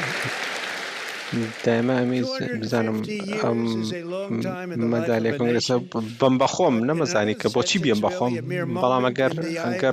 یاسایەکیان دەرکرد کە لە منیش ڕۆژێ وەریگرم بەڵام ئەو بەرزترین ئاستی شەرەفمەندیە مەدالیای کۆنگرێس شەرەفمەندیشی گەورەی بۆ من کە لەگەڵ ئێوە بم لەم ژوورەیە سوپاس ئێریک زۆر Independence, brilliant. Thomas Jefferson drew his last breath. Just a single long human lifespan separates the giants who declared and won our independence from the heroes who stand among us tonight. Everything our nation has done, everything we have achieved, ماوەیەکی درێژە لە تەمەنی وڵاتێکە بەڵام بەمانای تر تەنها ساتێکە لە چاوی مێژووە دوو لەو بەڕێزانەی کە ئەمڕۆ بینیمانن کە ئەوان یەکەم هەناسیان 100 ساڵ پێش ئێستادا لە چواری حوتی 1926 کە نووسەری جارنامەی سەربەخۆیی بوون تۆماس جێفەرسن ئەو ئەخیر هەناسەیدا تاقە کەسێک کە ژیانی تاقە کەسێک کە توانی سەربەخۆی ئێمە بەدەست بهێنێت بۆ ئەو پاڵانی کە ئێستا لەگەڵمانن هەموو شتانەی کە وڵاتەکەمان کردوێتیەوەی بەدەستمان هێناوە ئەنجامی کاری ئەو کاتانە بوو ئەو لەو ماوەکەمەشە ویلایەتە یەکگرتووەکان لە 13 ویلایەتی بچووکەوە توانیان پێگەشی گرنگ و مەزنی بۆ دنیا بەدەستێنن کە ئێمە مەزنترین و سەرکەوتوترین وڵاتین لە هەمێژی هەموو دنیادا ئەمریکیەکان بەناو ئەم کیشۆرە فراوانەدا بڵاوبووینەوە لەو ژیانە سروشتیە زۆر سەختە توانیمان هەمووی دەستەمۆ بکەین ئەو ژیان ئەو خۆرئاوا کێویە دەستەمۆ بکەین لە دەشتەکانە توانیمان گەورەترین شارەکان دروست بکەین پێکەوە توانیمان بەهێزترین پیشسازیەکان بەدەست بێنین توانیمان زاڵوی مەدەست ستەمکارەکانی دنیادا ملیۆنەها خەڵکمان لە دەستی فاشێت و کۆمەنیزم دەرباز کرد ئەمریکیەکان دنیایان بردە فڕێنە ئاسمان لەسەر باڵی ئەلەمنیۆم و گەیانیشمانن بۆ ئەستێرەکان بەو موشەکانەی کە بەهۆی دەسەڵات و شکۆی ئەمریکیۆ دروست بوون ئێمە هەموو دنیامان پڕ کرد لە نوێکاری وڵاتمان پڕ کرد لە کللتوری ئەمریکی ئێمە ئێستا ڕابەرین پێشەنگین لەو توانایی کە ئەتوانێت هەموو دنیا بگۆڕێت هەموو ئەمانە و زۆری تریش لەمە زیاتر ئەمانە هەمویان کاری مەزنی نیشتیمان پارانەی ئەمریکان کە توانیان پارێزگاری بەرگری لە وڵاتە بکەن و هیوا و ئازایەتی هەموو مرۆڤایەتی لەسەر پشتی خۆیان هەڵگرن بۆ ساڵانێک ئەوان لەبیر کرابوون و خیانەتیان لێکرابوو بەڵام ئەو خیانەتە تەواو بوو ئەوان هەرگیزی تر لەبیر ناکرێن لەبەرەوەی کە دنیا پێویستی بە ئازایەتی و بە ئیلهام هەیە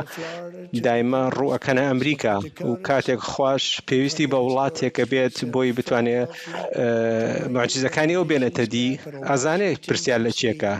کەس هیچ ڕکابەرێک نییە کە ئەمریکا نەتوانێت زاڵ بێ بەسەریە هیچ بوارێک نییە کە نەتوانێت تیا سەرکەوتوو بێ هیچ خەونێک ئەوەنە گەورە نییە کە نەتوانین بەدەستیا بێنین هیچ ئاسۆیەک ئەوەنە دوور نییە کە بتوانین پێی بگەین بۆ قەدەری ئێمە بە دەستی خوددا و باڵان وسراوە لەم 250 ساڵی ڕابردوودا تەنها سەرەتایەک بوون لە شارەکانی تەکساسەوە بۆ ویلایەتی میشیگان لە کەنارەکانی فلۆریداوە بۆ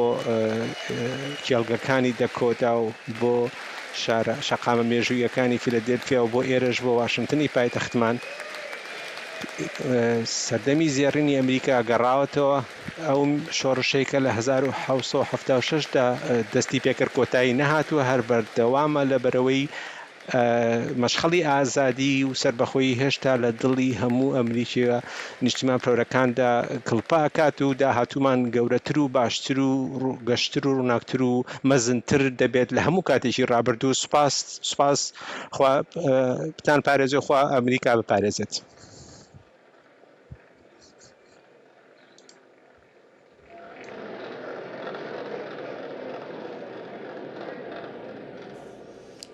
وتاری ساڵانەی سەرۆک دۆناڵد ترامپ تەواو بوو. سەرۆک ترامپ گوتی سەردەمی زێڕینی ئەمریکا گەڕاوەتەوە و وتارەکەشی بەوە دەست پێ کرد کە گوتی وڵاتەکەمان گەڕاوەتەوە زۆر بە گەورەتر و باشتر و بەهێزتر لە جاران و دەوڵەمەندتر لە جاران.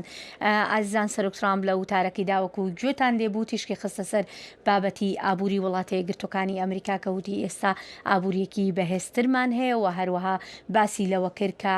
باجیش کەمتر دەکاتەوە، هەروەها کۆمەڵێک بابەتی گرنگی لە ناوخۆیی و دەرەوەیشی لە ئەمریکادا باس کرد، باسی بەهێزی ئەمریکای کرد، باسی ئەوەی کرد کە لە هەموو کاتێک زیاتر خەڵکی ئێستا گەڕاونەتەوە سەر کارەکانیان و کاریان هەیە. کۆچبەری نایاسایی ڕێگەی لێگیراوە و ڕێژەی تاوانکاری لە شارەکانی ئەمریکادا کەم بۆتەوە. تیشکی خستە سەر ئەوەی کە بە شێوەیەکی بەرچاو ڕێژەی تاوانکاریان کەم کردوتەوە و هەروەها باسی لە سیاسەتی دەرەوەیش کرد و هەروەها باسی لاوە کرد کە هەوڵەکانی ئەو بۆ ئاشتی توانیوێتی لە ماوەی 10 مانگی ڕابردوودا کۆتایی بە 8 شەڕ لە جیهاندا بهێنێت و ئاماژەی بۆ وڵاتانە کرد کە ئەو توانیوێتی با بڵین ئاشتی لە نێوانیاندا بەرپا بکات و ڕێگری لە شەڕ بکات لە نێواندا لە نێوان وڵاتانی وەکو کەمبۆدیا و تایلەند، پاکستان و هندستان، کۆسۆڤۆ و سەربیا، ئیسرائیل و ئێران، میسر و ئیتیۆپیا، ئەرمینیا و ئازەربایجان و هەروەها ئاماژەی بەوەش بێگومان بە شەڕی غەزەش کرد کە ئێستا لە هەوڵی ئاشتی غەزەدایە و هەروەها گوتی کاریش لەسەر ڕاگررتنی شەڕی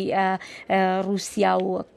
ئۆکرانیا دەکات. ئازیزان ئێستا هاوکارمان سیروان قەچۆمان لەگەڵدایە. سیروان ئەم کاتت باش؟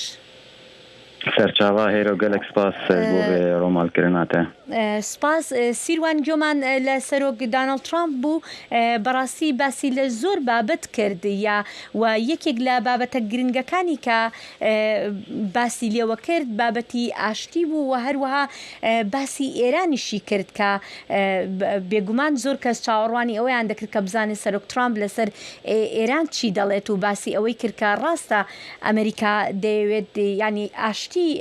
دەوێت بەرپابکە، بەڵام لە هەمان کاتیشدا دوودڵ نییە لە بەکارهێنانی هێز و جەختیشی کردەوە لە بێهێزی لەشکری ئەمریکا. ڕاستە هێرۆ ینی بڕاستی خۆپڕانیا گۆتارە ینی ناڤەرۆکە گۆتارە سەرۆک ترامپ لەسەر ناوخۆی ئەمریکا بوو بەحسا ڕەوشە ئابووری کرد، بەحسا کۆچبەریە کرد وەکو تەجی گوت، بەحسا داخستنە ڕێژەیە تاوانێ لە سەرانسەری ئەمریکا کرد و هەروەها ئەولەکارنا سینۆر لێ هەروەها مژارێن سیاسەتە دەربێژی و بەتایبەت ئیرانێ جهەکی باش دگۆتارەوی گرتیانی وەکو تەجی گوت ینی گوت ترامپ گوت کو ئەم حەیان هاژی دانوستاندنان بە ئیرانێر بەردەوام دەکەن تەویوی گوت کو ئیران حتانها تشتێک نەدای ئەمریکا نەخستیە دەستی ئەمریکا دکو ئەو بڕاستی جدیە کو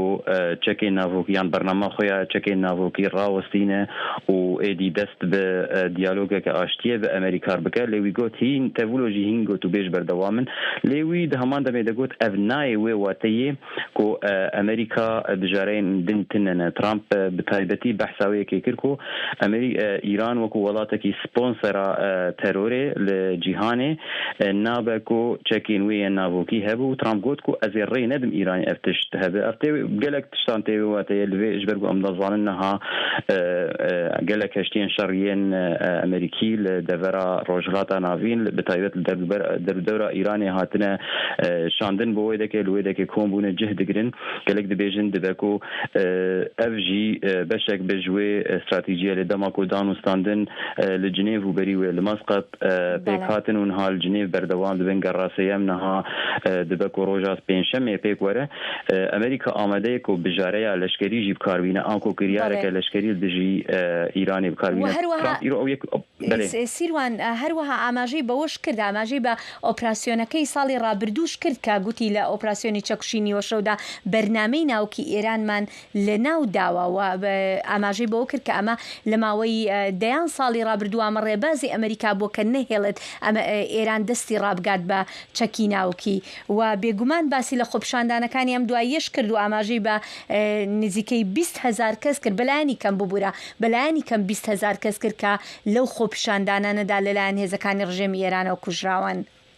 راست اوجي بحثويه كيجي كي قلت كو ايران نهاد بي قوناغي ده تجاره يعني ت بربجار لبيش بجاره لبيش ايراني تنيه جبلي كو دانوستاندين دانوستاندين بامريكا بكل شرط امريكا دياره ترامب قلت كو تشي ناف ايران تشكي نافوكي برنامج تشكي نافوكي بيش بخينوي قلت كو حتى او اوبراسيونا تشاكوجي نيفي شفي ام بيجنا فندين ذكرنا ايران يوم الإيراني تنكرن يعني جهولي راكن اللي ديسا جي بيشتوي إيراني دست جارك دن هول داكو وان ناوندن ذكرنا إيراني يومي بمبسط شكرنا تشكي نابوكي جنوب دست فكر آوا بك ويقول نا ريفبرياوي ذيك بك ليد همان دميدجي أو حتى داوي درفته ده إيراني كو بدوار ديالوج ودبلوماسية ده وامبلغي كان شارع سربكن. بله بگمان و بابەتێکی تری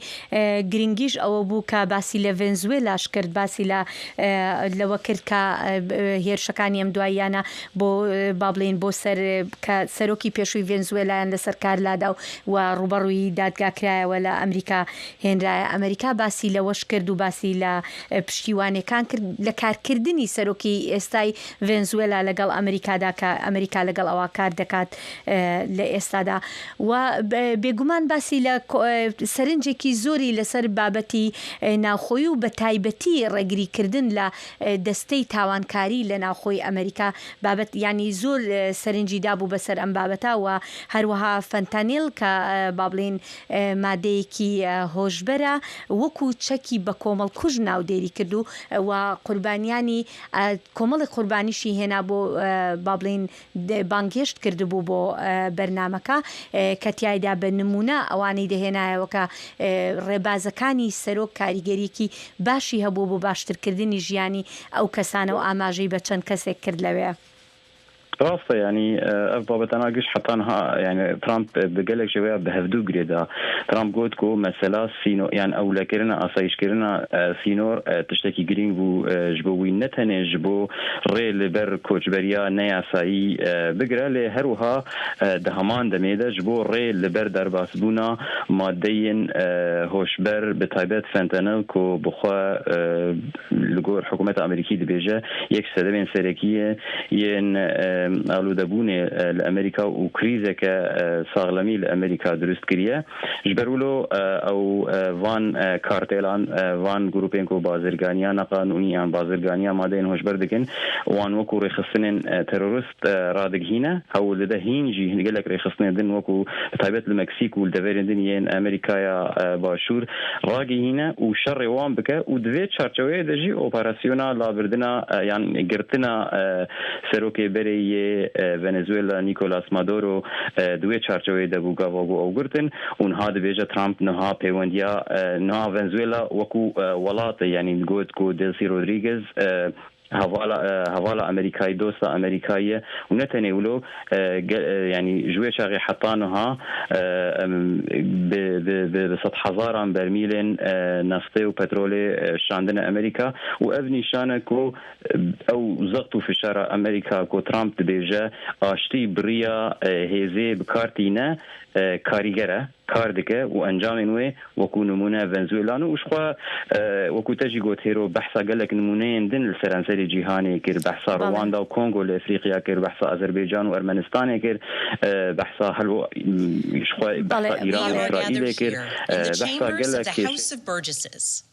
In 1705, the people of the Virginia colony gathered here to take on the extraordinary task of governing themselves. Before there was a Declaration of Independence, a Constitution, or a Bill of Rights, there were people in this room. The people who served here ultimately dreamed of what a new nation, unlike anything the world had ever seen, could be. The United States was founded on the idea that ordinary people could reject the unacceptable excesses of poor leadership. بۆ شاری ویلیامزبەرگی مێژووی لێرە کۆبوونێتەوانێت لە ماڵی بەرجسس لە 1905 خەڵکانی دانیشتوانی ئەم ویلایەتە تا کۆبوونەوانێ بۆی کە قرار بدەن حکمی خۆیان بدەن. پێش ئەوە وەسیقەی استقلال هەبوو، قرارێک بۆی کە حکمی خۆیان بدەن. خەڵکانی ئەم ژوورە ئەو کەسانی کە خزمەتیان کرد لێرە خەونیان ئەوە بوو کە وڵاتێکی تازە چی بێت، شتێک کە دنیا لە وڵاتەوە لە دنیا نەبینرا بوو. لە تۆیەکگرتوەکانی ئەمریکا لەسەر فکری ئەوە دروسترا بوو کە هاوڵاتیەکی ئەتیادی ئەتوانن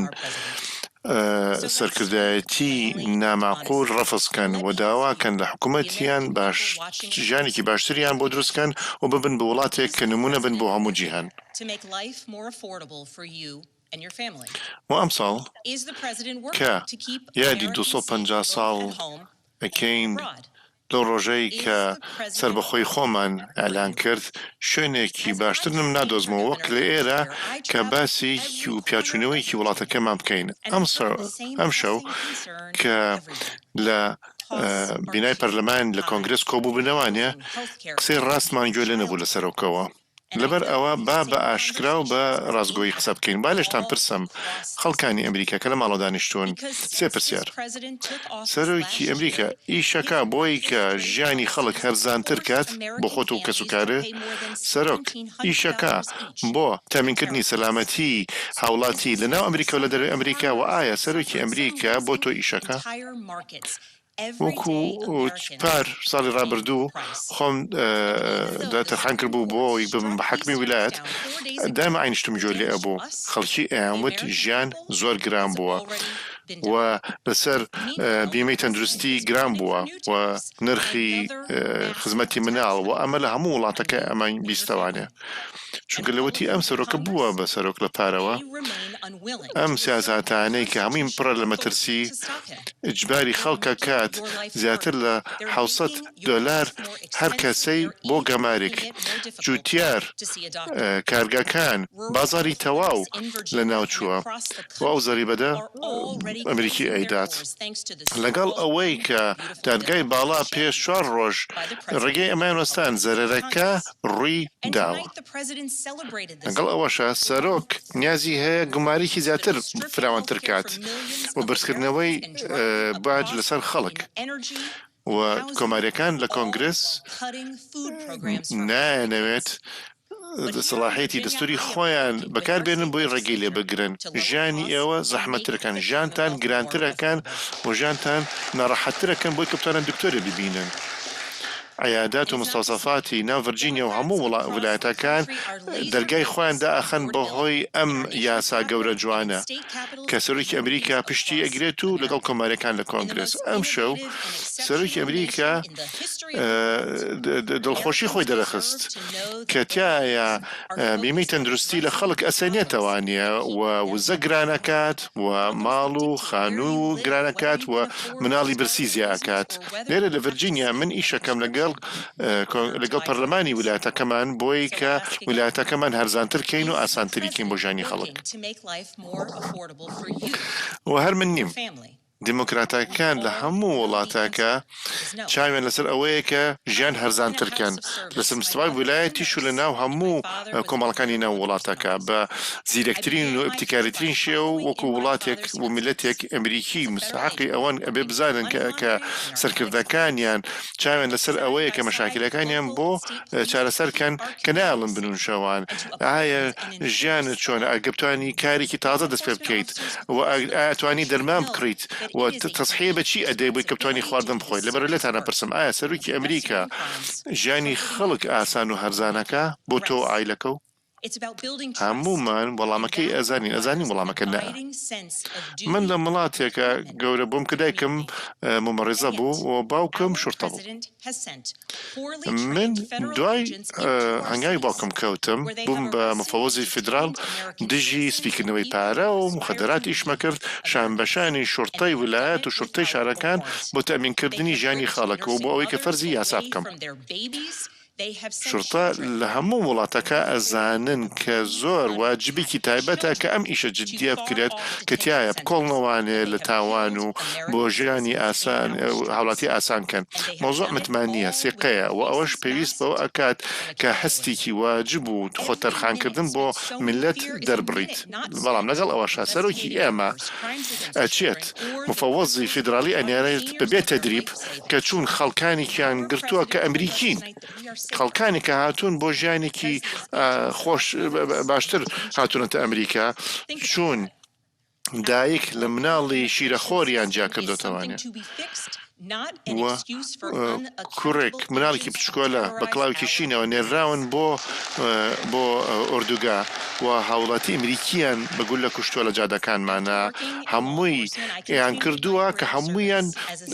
دومچیان قناعی پێوە بۆ نارزانین کێ بووە ئەمە هەموو دقەیەکی ئێمە لەمە ناکۆڵینەوەنەکە ئەمە تاوانێکە بەرامبەر مناڵان یان خەڵکانێک کە دانیشتون پارەی خەڵکانی پیران ئەبرن سەرۆکەکەمان ئەم شەوتی کە ئێمە جانمان سەلامەترە چونکە ئەم مفاوزانە چون دایکەگرن و مناڵان ئەگرن ئەیان خەرەنە و بەندیخانەوە ئێمە سیستمی هجرەی وڵاتەکەمان کەشکاوە ئەبێ چاکیکەین نەک بیکەین بە حجەیەک کە ئەم کارانەکەن بەرامبەر ئەم مهاجرانەی کە بە ناو ژیانی ئێمە نایەسیەکەن کە لە ئیشی شورتا ئیشم کردووە بەردەوام بوون وەکو لە CIA لە مخابرات کە بەشێکی نهێنی ئیشم کرد بۆ پشگیری وڵاتانی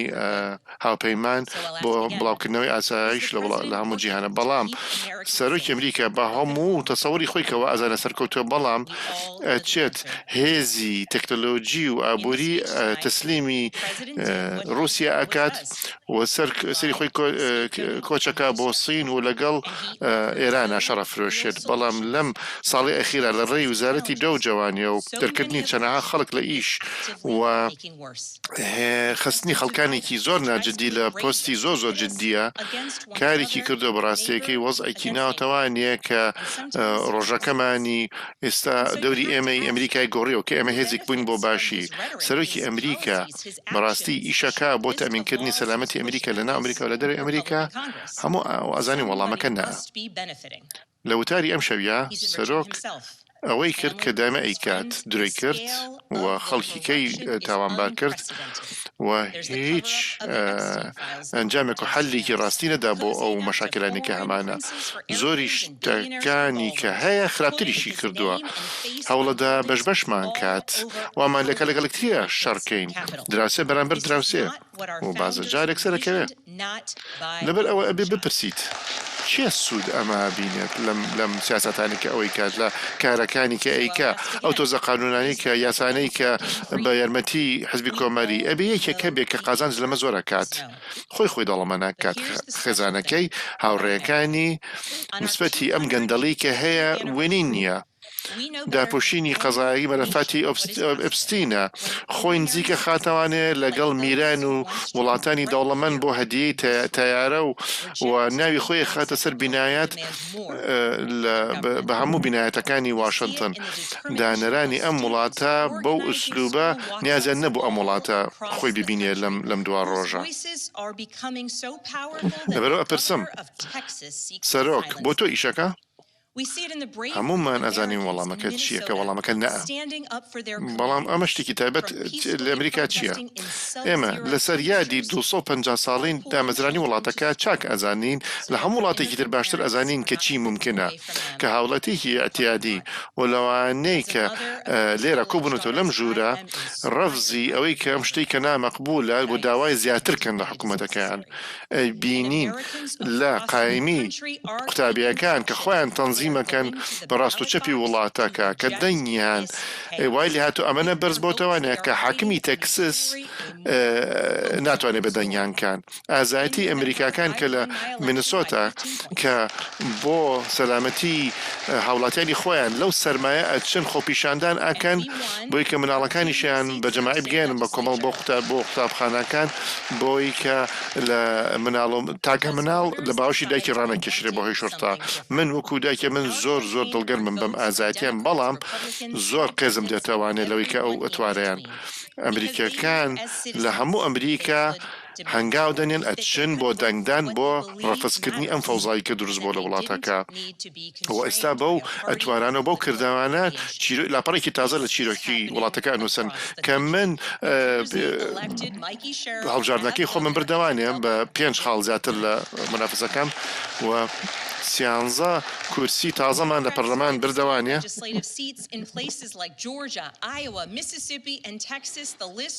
لەبەر ئەوەی دەنگدەران بڕیاریاندا بوو کە شتێکی نوێیانەوێ هەڵمەتی هەڵبژاردننی ئێمە لە دەنجی لە سەربەخۆ و لە دیموکرات و کۆمارەکان و هەموو خەڵکانی ترۆ بەدەستێنە لەبەری خەڵکیان زانی و هاوڵاتیان یانزانی کە توانن داوای زیاتر کرد کە ئەتوانن دەنگ بدەن بۆ شتانەی کە گرنگن و پێویستیش نەبوو کە سنووربەند کرێن بە پابندبوونیان بە حیزب و حیزبایەتیەوە ئەمە لە سەرتاسەری وڵاتە ڕۆدات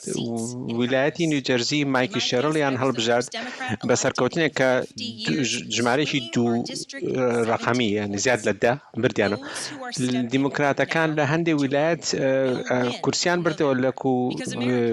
جۆرجیا و میسیسیپی و تەکساس و لستەکەش بەردەوامە خەڵکە ئەمریکیەکان هەستاونە سەر پێ بە ڕۆحی باوانی دامەزرێنەرەوە هاتوونەتە کایەوە ئەیانێ داوایشتی زیاترەکان کاری زیاتر بکەن بۆ دراوسەکانیان و بۆ دۆستەکانیان من ئەم چیرۆکە باشە زانم من خۆم یەکەم جار کە خۆم هەڵبژاردێت بۆ ئۆفیس لە 2010 لە پاڵ چەندین دیموکراتی ترە کە ئەو کاریان کرد کە ئەستەم بوو توانیان 50 کورسی لە کۆنگرێس بگۆڕن بەلای خوێنە کە توانیمان کەرتەکەی خۆمان بڕی 7 خاڵ بگۆڕین لە کەرتەکەی خۆمان ئێستا ئەوانەی کە ئێستا خۆیان هەڵبژاردۆک بۆ مانگی 11 ئەی بنەوە ئێوە ئێستا کە لە ماڵەوە ئەمریکیەکان نەزان کە زیاتر دەتوان زیاتر بکەن ئێمە کارەکەین بۆ ئەوەی تێچوون کەم بکەینەوە بتوانین جوواکان سەلامەتر بکەین ئێمە کارەکەین بۆ ئێوە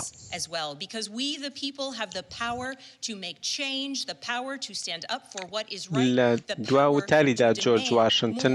هۆشداری پێداین لەبارەی ئەگەری پیاوگەلێکی فێڵبازی بەهاوە کە دێنە سەر حکوم کە بەڵام داوای لە هەمومان کردەوە کۆمریکی کە هەموو یەک بگرین بۆی وڵاتمان بەرین بەرەو پێشەوە ئەمە ئەو کارەیەکە ئێمە ئێستەیکین و ئێمە ئێستا ئەبینین کە خەڵک لە سەرتاسەری وڵاتەکە خەڵکانی ئەمریکی نیشتیمان پەرن کەم کارە بکەن و بەم جۆرە ئەتوانین یەکێتیەکەمان بەهێزی بێڵینەوە لە وەڵامی دیموکراتەکان بوو ئێمە وەکو خەڵک توانمان هەیە کە دەسەڵات بگۆڕین و دەسەڵاتی ئەوشمانێک کە داوای زیاتر لە وڵاتەکەمان بکەین بیگەڵ سپانبەرگەر فەرمانڕەوایی ڤێرجینیاوە پێشکەشکرا و بێجگە لەمەش خوددا ڤێرجینیا بپارێزێ و هەروەها ویلایەتە یەکگرتووەکانی ئەمریکاش بپارێزێت بەڵێ ئازیزان ئەوەی جۆمان لێبوو ئەوە ئابیگەڵ سپانبەرگەر بوو فەرمانڕەوای ڤێرجینیا وەڵامی دیموکراتەکانی پێشکەش کرد و بێجگە لەمەش دیموکراتەکان لە کاتی وتارەکەی سەرۆک ترامپیش 12 لە ئەندامانی کۆنگرێسی دیموکراتەکان چالاکیەکی بەرپەرجداونەوەشیان ئەنجام دابوو لە ناشنال مۆڵ ئازیزان لێرەشدا دێنە کۆتایی بەرنامەکەی ئەم شۆمان لەگەڵ ڕێزوخۆشەویستی من هێرۆ زەنگەنە و هاوکارانم لە کۆنترۆڵ نەشوان ڕەزا خالید فەتاح پیتەر هێنلێن و کێلڤن فاولەر سپاسدانەکەین.